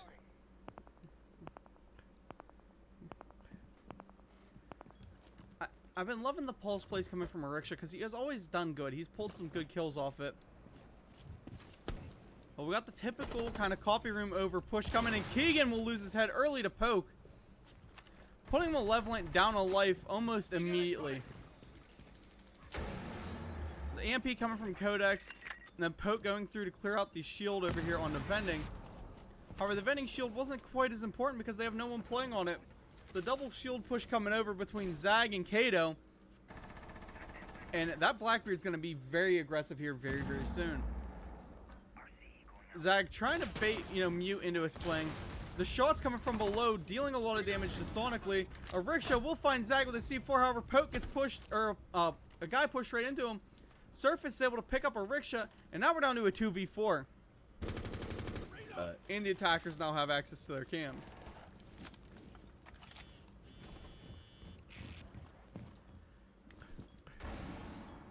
Sonically looking a little bit ballsy with some of these swings, or maybe not ballsy, but not as well versed on the openings of this map. Goes around for a swing, whips the C4, taken down by Poke. Poke onto an absolute rampage. Up to 3 on this round. We're going to see Kato going for the diffuser plant. Poke will be shut down by Tango at least. Now he's being swung in. He will, I believe, get the trade off. But the trade doesn't matter, as there are still guys left on the board, and Vortex will take the first round of the third map.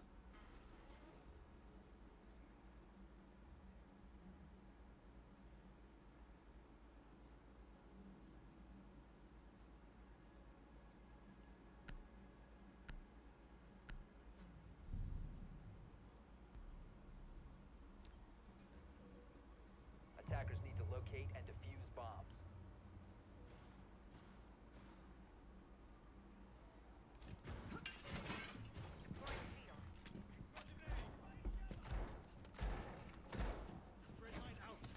Malevolent coming upstairs for another shot at this vertical hold.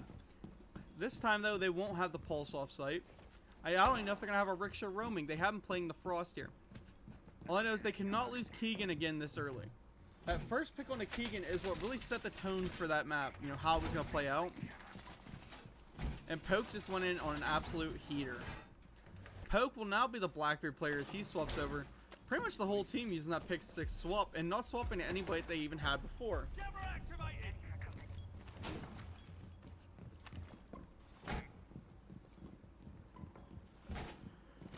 Let's keep an eye on Poke. I got a feeling. Excuse me. Sorry, chat. As I was saying, I got a feeling we're going to see a very, very aggressive play coming from him. Except he's got the SR-25 DMR. Never mind. Maybe he won't be aggressive. You never expect a DMR on a Blackbeard nowadays. Not with how mediocre the SR-25 is. Tango eating some shots from Codex, who's upside down on a rappel. But the shots aren't enough to matter. Good positioning by all these defenders. They kind of lock everything down. Tango eats another shot, and Poke is up here ready on the rush in.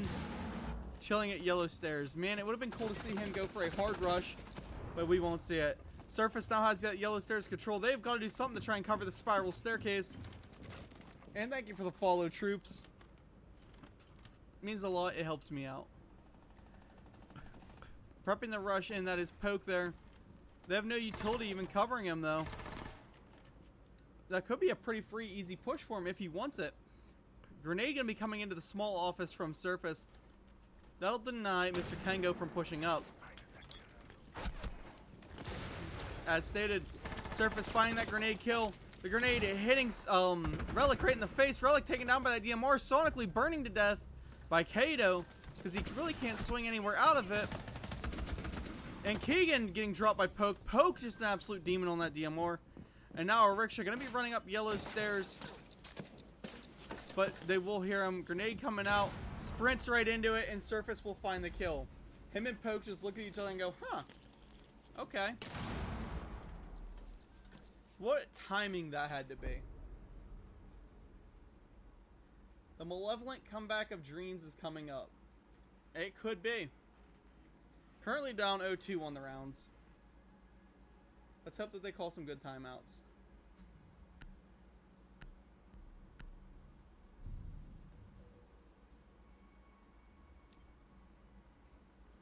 Attackers need to locate and defuse as many bombs as they can. Camera feed up and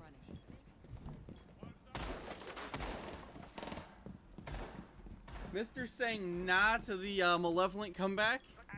I mean, I'd at least like another map. Y'all have been keeping the viewership up. Y'all have been keeping, you know, the talking back and forth to me nice. So, I'm hoping to see one more map. Mainly because, man, that ad revenue is going to hit like a freight train. I'm going to love it. Oh, man. That mansion in Malibu in like 50 years, maybe 60 years off of streaming like this. Finish deploying Vortex. Y'all better believe it. You know, making them wages $50 a month from this stream and stuff. It's pretty sick. If I'm even lucky enough to get 50 in a month, maybe 2 or 3 months. God, this ad revenue is... Twitch has got to do something. Pay your streamers, Twitch. Or leagues need to pay. Leagues paying would be good for casters, but I'm not one to force it. Not in the lower tiers of competitive that we are playing in right now. Y'all are just listening to my my inner thoughts. Congratulations. You've had your moment before. Poke punching in onto this main lobby here. Valkyrie just chilling upstairs. I really don't know what she's doing. She's about 8 miles off the site.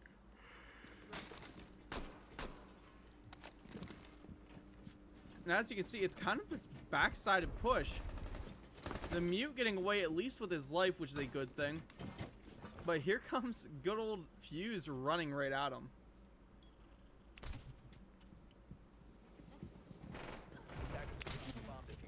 Keegan getting that first pick on a Kato is massive because it eliminates the Rewara off the map. Rewara can be such a good map if she's used right. I haven't really even seen teams try to use her, let alone use her right. However, Codex will take the good pick for his kill and getting rid of Sonically. But Zag gets dropped by Keegan. Keegan gets refragged by Codex. And both these teams just trading, you know, random pick for random pick here and there. Poke trying to get his charge up high enough, but you can't place him up high enough while you're placing on your feet. Tango holding up above on him. You see Relic debating coming down the service stairs. He's got the Fuse running straight at him though. And Fuse will rotate up service. He's going to try and chase him down. He wants to maybe find Relic.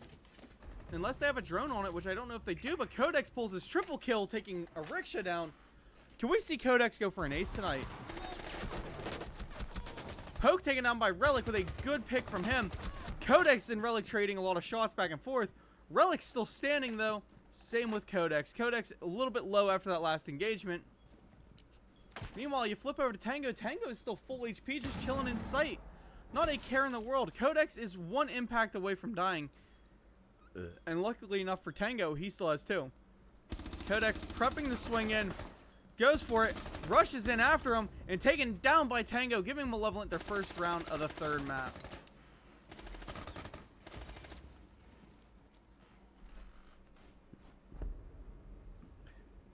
Again, Malevolent still just chilling in here.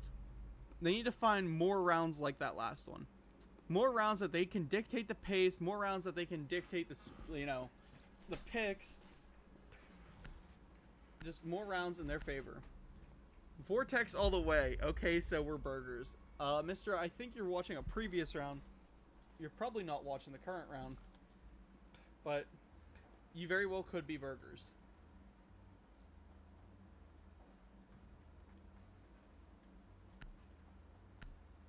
Let me move my mic wires around just a little bit.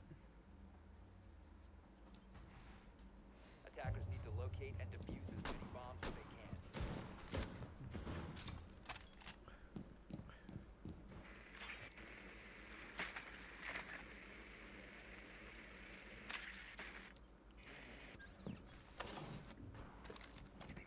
So the upstairs defense coming. Upstairs has been pretty hard to hold for this team throughout most of their trips up here. Hopefully they're able to maybe find a way to hold it now. Because the 2 rounds they've lost have both been here.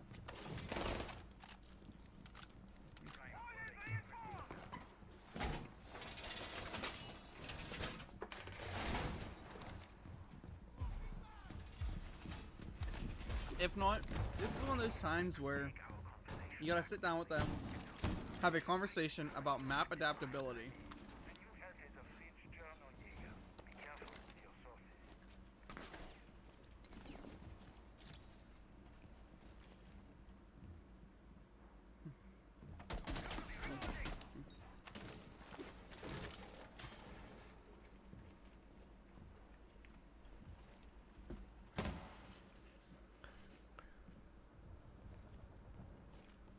Riksha gonna be that roamer again. He's been playing pretty well off-site throughout most of this. Now he's been playing pretty well, sticking around.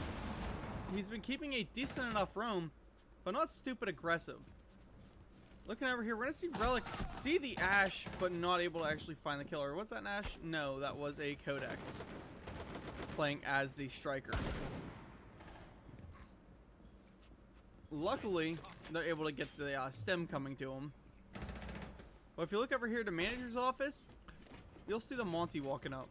You see the Blitz right behind him. We got a team who's about to go very heavy onto shields as Poke picks a kill on the Relic. And wouldn't you know that there is no shield there protecting the vending machines. No little corner hold. They do have some fire. They're trying to buy as much time as humanly possible.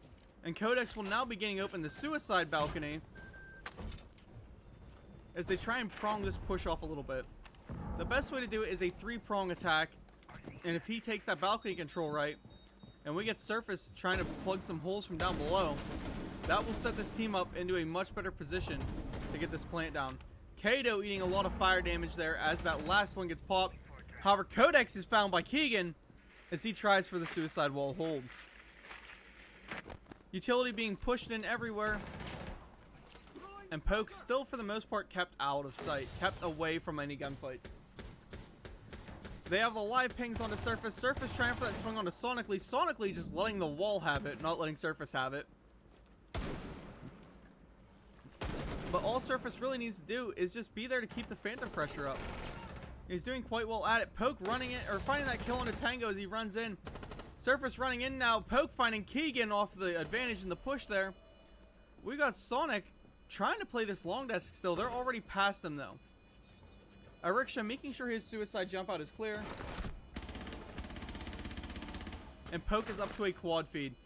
Poke is 1 kill off of pulling an ace on this map too. Lays some damage onto Ariksha. And then goes for the rotate. Still has the live pings. He's still telling his boys, hey, just back off. I want to find this kill within the next couple seconds. That way time doesn't run out. It is 2 shields. The 2 shields running up and pushing up on him.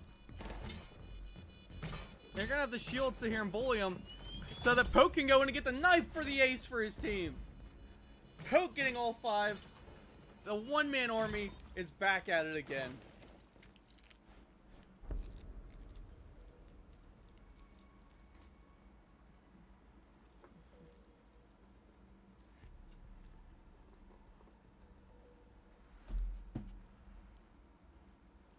Poke is absolutely insane, ladies and gentlemen. We need to have a conversation with that man when this game is over. Defenders, protect your bombs from being defused by Because attackers. Buddy is playing out of his mind. Reloading!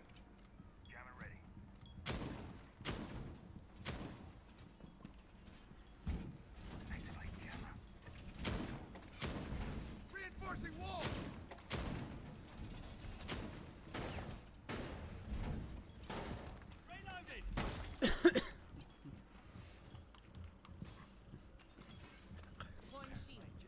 Alright.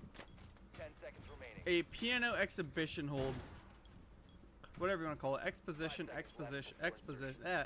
Exhibition. All the same. Attackers are heading out to defuse a bomb. Piano setup coming. They do have a little bit of verticality, but that will be a rickshaw down in basement. Nothing set up to hold the upstairs, which is the opposite of what we see most teams do for this map. Most teams have no problem going upstairs and holding upstairs. But Keegan will be first fragged down by Codex. Actually, him and Codex will trade each other. Which, at the end of the day, if you're Keegan, that is an absolute win. Yes, you lose your Warden, and they do have a Blitz. However, you took that verticality away from them. You removed their ram. Ariksha making his way to the top yellow stairs. He's going to be the point of contact now for these 2 shields and the 2 guys right behind him with guns up. Hopefully these guys are droning his team in there. But it appears that as soon as he spots that drone, Ariksha is just dipping. Not the play I'd make. For the simple fact of you got to keep someone off site. You got to keep playing, you know, that vertical, especially on this map. All the defense or attacker utility is being used right now as they're setting up to deny any sort of push from Ariksha or anybody on this team to come up. Sonic is actually dropping basement. It looks like he might try and rotate to yellow. Relic down here playing in piano. We'll find a round on the Surface through that vert hole that Surface had made, but not enough to take him down. As he rotates out though, Poke will find him from the hatch, making this almost a free site for them to drop into and take. Sonic is the only one that they absolutely have got to worry about because he's at the door. But, you know, Tango, he's a distance back for the SMG. He can still find a kill with it, but it doesn't matter all that much. Plant coming down from Kato now. A rickshaw having to try and make the rotate up yellow to help his team. C4 coming out, finding the diffuser, or finding the planter. Poke will get a good kill there on a Tango. He stays upright. Sonic taken down by Surface. Surface through the drone hole. And now it's a rickshaw on yellow stairs trying to 1v1 a Blitz. We'll find a kill onto him though. With that diffuser planted, now we have 2 guns up for this attacking team. And all they got to do is just hold an angle on the doorway. In case you don't know what happened last round, my chat is currently exploding because Tommy Buckets is screaming, he got the ace, he got the ace. Yeah, man, that's just Poke. Poke is him. However, in this one, Surface picks up a good kill, ending this round for his team.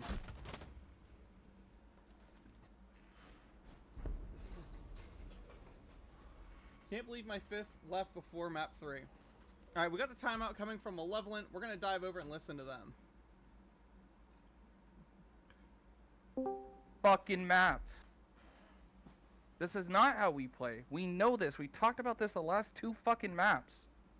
That's all I want to say. Do you guys want to lose in 3 maps, or do you want to go to a full run here? Because make a decision now, and let's change it. Other than that, just take a breath, boys. We need to figure something out about these fucking shields. Other than the traps. I mean, we have Legion already. Ella. Round on attack left, so Yeah. like we don't have to be afraid to get fucking weird on defense here whenever we swap Heard that. sides. Well, hey, run our Turn. cheese, and then like as we talked about for our next bands. Yeah. Type shit. Alright, so going in there, again, 2 entirely different mentals. We got our rickshaw, who at this point is more or less bargaining with his team. Do we want to end here, or do we want to be engraved into legend? Which, I mean, you want to try and pull the next map at least. You want to pull it to the next map. You can't end this map on, or, you know, go to this next split in a 5-1. You've got to do something, at least a 4-2. Make it manageable for a comeback. But right now, this whole team is struggling a little bit. Swapping over to the Vortex chat, though, you heard they were hyped, and they still have a game plan. Even being up rounds, up 2 maps, they're still game planning and strategizing, and Vortex is looking like a prime team right now. Poke getting that first pick onto Keegan there opens this up because there's just a, you know, it opens this up for his team so much. Now being up alive.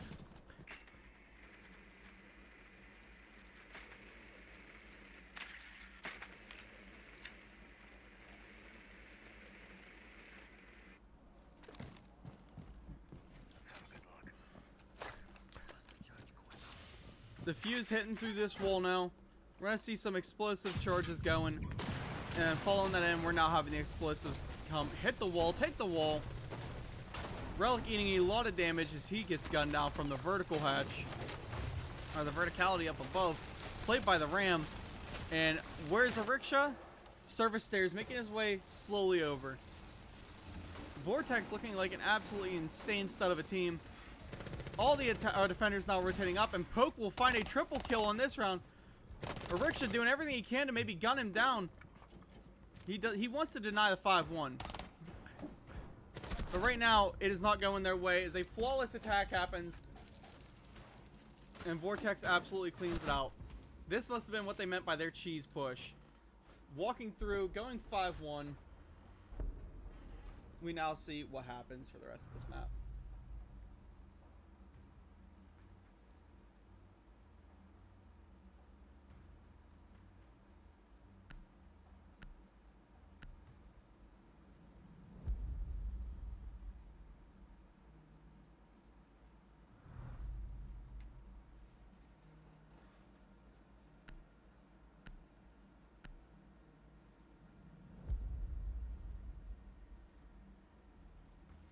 The Mira Blitz, a zombie ace bands. Not bad. I enjoy seeing though the a zombie Mira setup coming out.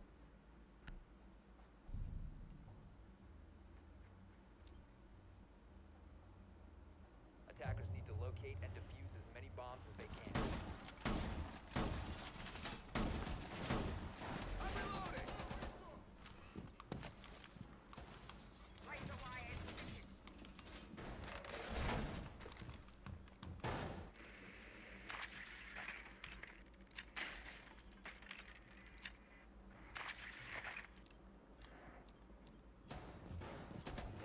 Flipping through here, a full floor opening hold from this attack or from this defense. A bit of an odd one for the setup that they're bringing, because usually these charges from our boy over here will just fall right through the floor. But it seems like they're playing a lot into the denial setup with the smokes and Pachanka.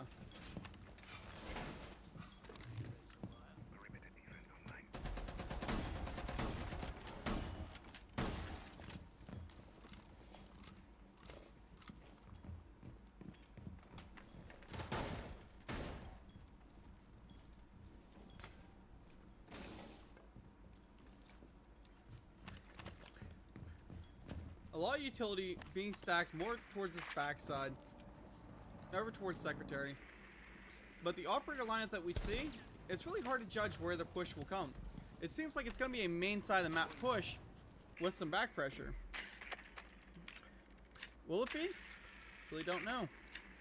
Only time will tell. But I'd just like to take a moment, guys. Thank all of y'all for coming out.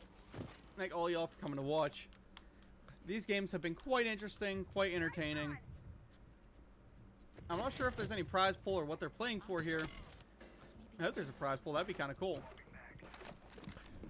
But thanks everyone just for, you know, making the stream entertaining, being part of the community.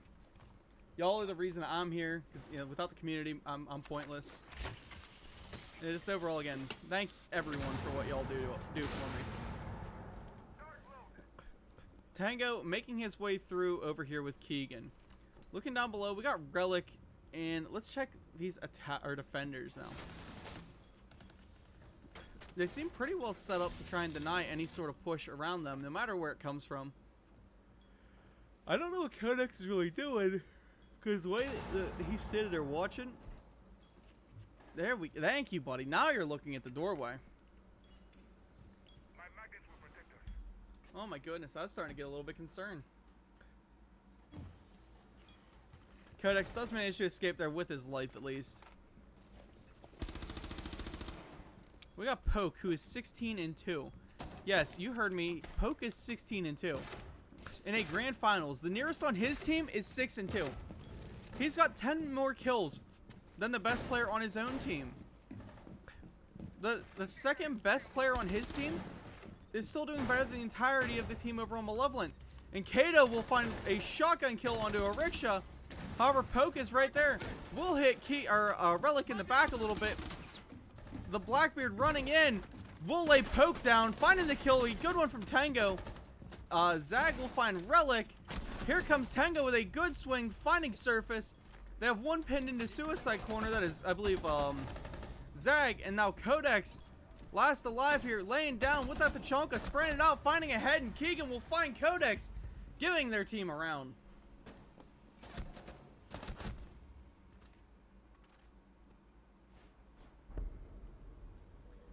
As soon as they split the half, they start trying to pull some rounds back.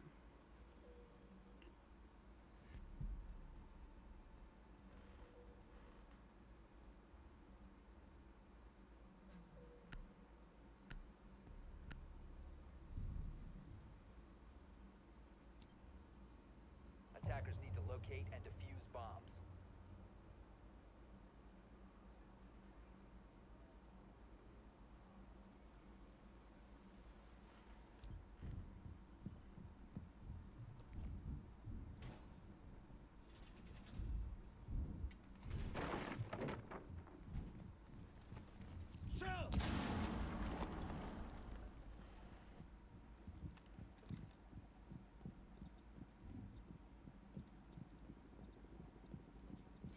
Look at over here.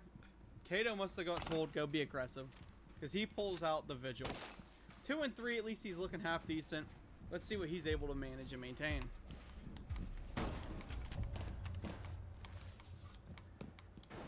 Looking down here, Poke, it'll be chilling on support. A bit of an oddity from the guy who has been leading the entire game in kills. The guy who's been a staple point of these matches.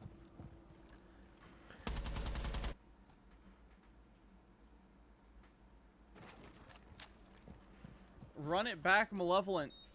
Let's hope Malevolent's able to pull some kills out here. Let's hope they're able to pull this map back just a little bit more. I know I'd certainly love to see it. Ariksha knows he's not alone over where he's at. Trying to drone himself in just a little bit. Grenades coming in, trying to force, I believe that is Zag or Codex. That is Codex. Back. But, oh, he's going to start railing sonically with those shots coming under that doorway. Flipping upstairs, we're going to have Surface up here trying to hold the vertical. I believe right above the window. Ariksha made his way through Visa. Now he's coming over to Spiral. He does have two of them on his Spiral side. Thankfully, he's not dumb enough to just dive in and swing it quick. But now that he's got a live ping, he will try and find Kato. Not able to actually pull a kill on it. However, Zag is still there on that bottom. Flipping over to Surface. Surface has that upstairs, looking down the hallway, looking down his stairs. Coming up on the flank now. He is behind absolutely everybody. The attackers are all making their way slowly down, slowly in behind. Zag finds one. Relic finds Zag. However, Relic is very, very low. And again, Surface is on the rotate behind. Lays a lot of damage into Keegan. Pistols coming out. Tango taken down by Codex. A swing coming in from Relic. Relic finds the kill. Codex will be right behind Relic now. Pulls the shotgun on him. Takes him out. And now it is just Keegan in a 1v3. Goes for the wide swing onto Codex. A little bit of a whiff from both parties. They both remain standing, both very low HP.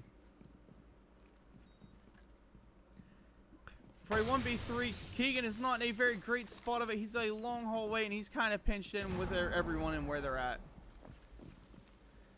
As he sprints up, he's about to sprint himself straight over to where the Vigil is chilling and relaxing and acting all cool. And a nice, like, it's not something you guys are going to notice or pay attention to. But looking there at Codex and how he was playing that, he was playing off the sound cues. He kept moving back and forth from his positioning just to play off of sound cues. That's a very, very great thing. A very, very smart thing.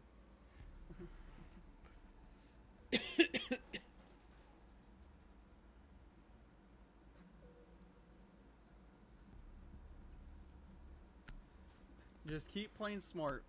He keeps positioning himself as he's needed. We're now into match point for Vortex as they plan to run away with the whole night. As many bombs as they can.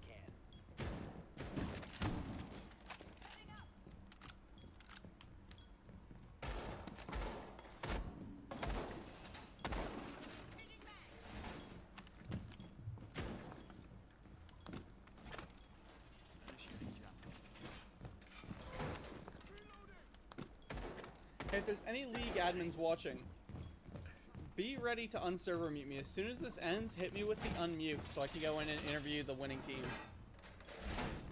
If it wins with Vortex winning. If Malevolent brings this map back, keep me server muted. Keep me server muted till the absolute end of the night. But by the time the last round is played, I'm going to need unserver muted so I can go in and interview.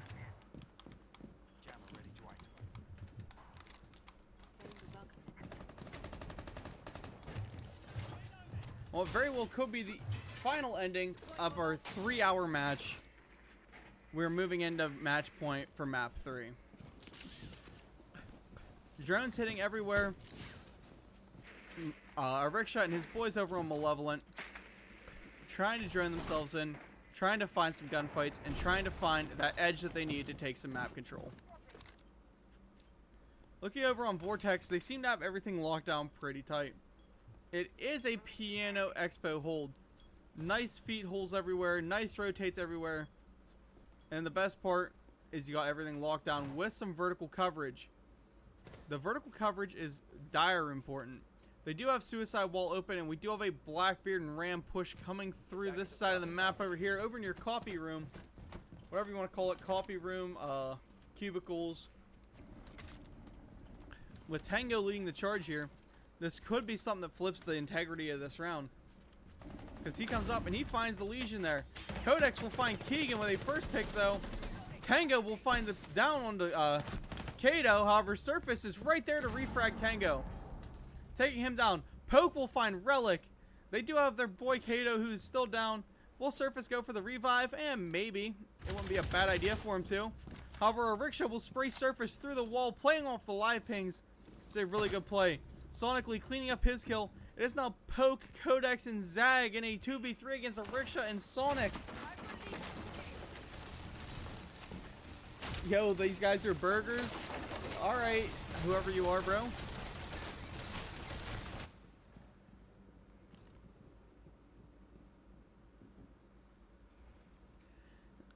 Rickshaw moving down yellow. Sonically going for the pinch on the other side of the map. This is typically not the way you want to see your teammates pushing this stuff, because you want them to be able to play off each other for a refrag if they need to. And Codex will be taken down by the reflexes of Sonically. Thankfully, he's able to keep himself upright in that, and he's down to about 10 HP. Now is the point, again, where you need to rotate to your teammate to play the refrag, because you know he could die. We got Valkyrie getting a little bit antsy as she's moving towards the stairway here. And a swing coming from a Rickshaw, putting it into his favor. Poke now in a 1v2 has got to find somebody. Rotating over, Sonically and a Rickshaw will be making their way into sight. The boogie going, and there's Poke hitting him in the back. It seems like a Rickshaw may have his team muted or something. Because he couldn't, you know, maybe he didn't hear the call because he was more concerned about pushing forward. Diffuser going down, and Rickshaw will be going for this plant. 1 second left, and he will be swung by Poke. Poke picking the kill. GG's to everybody as Vortex picks up the night.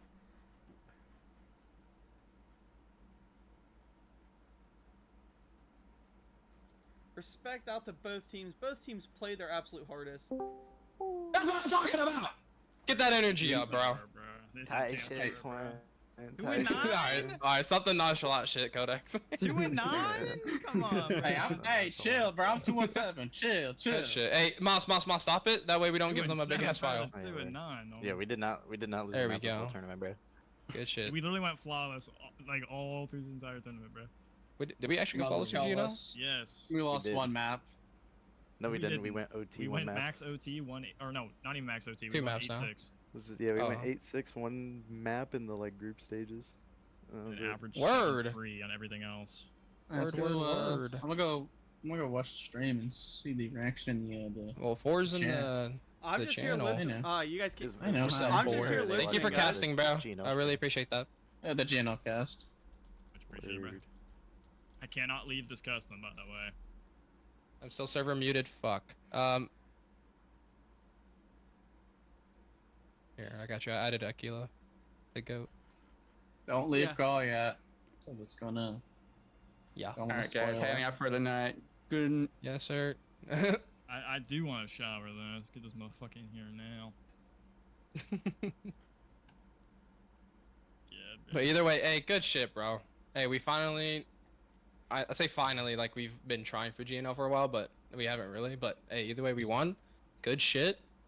That's our first BO5 we've ever played. First BO5 we've won. That was actually Same just same. a Every other tragic BO5 wall had to bang get on you canceled. Turned surface. to a 3. Yeah, bro. I wasn't even like he's shooting the wrong spot, and I guess he jumped in bathroom as he's shooting, and he just accidentally where- one tap me. Yeah, that's what it looked like. The bullet tracers were so far. Hey, what happened? I think Bigum's typed, yeah, these guys are burgers. Oh, did he get in trouble? The caster said something about it. Dude, look at this, bro. alright. Does he watch the Ram? Dude, I actually like should have fucking killed this guy, bro. Yeah. Got him so low. I did not know this guy was here.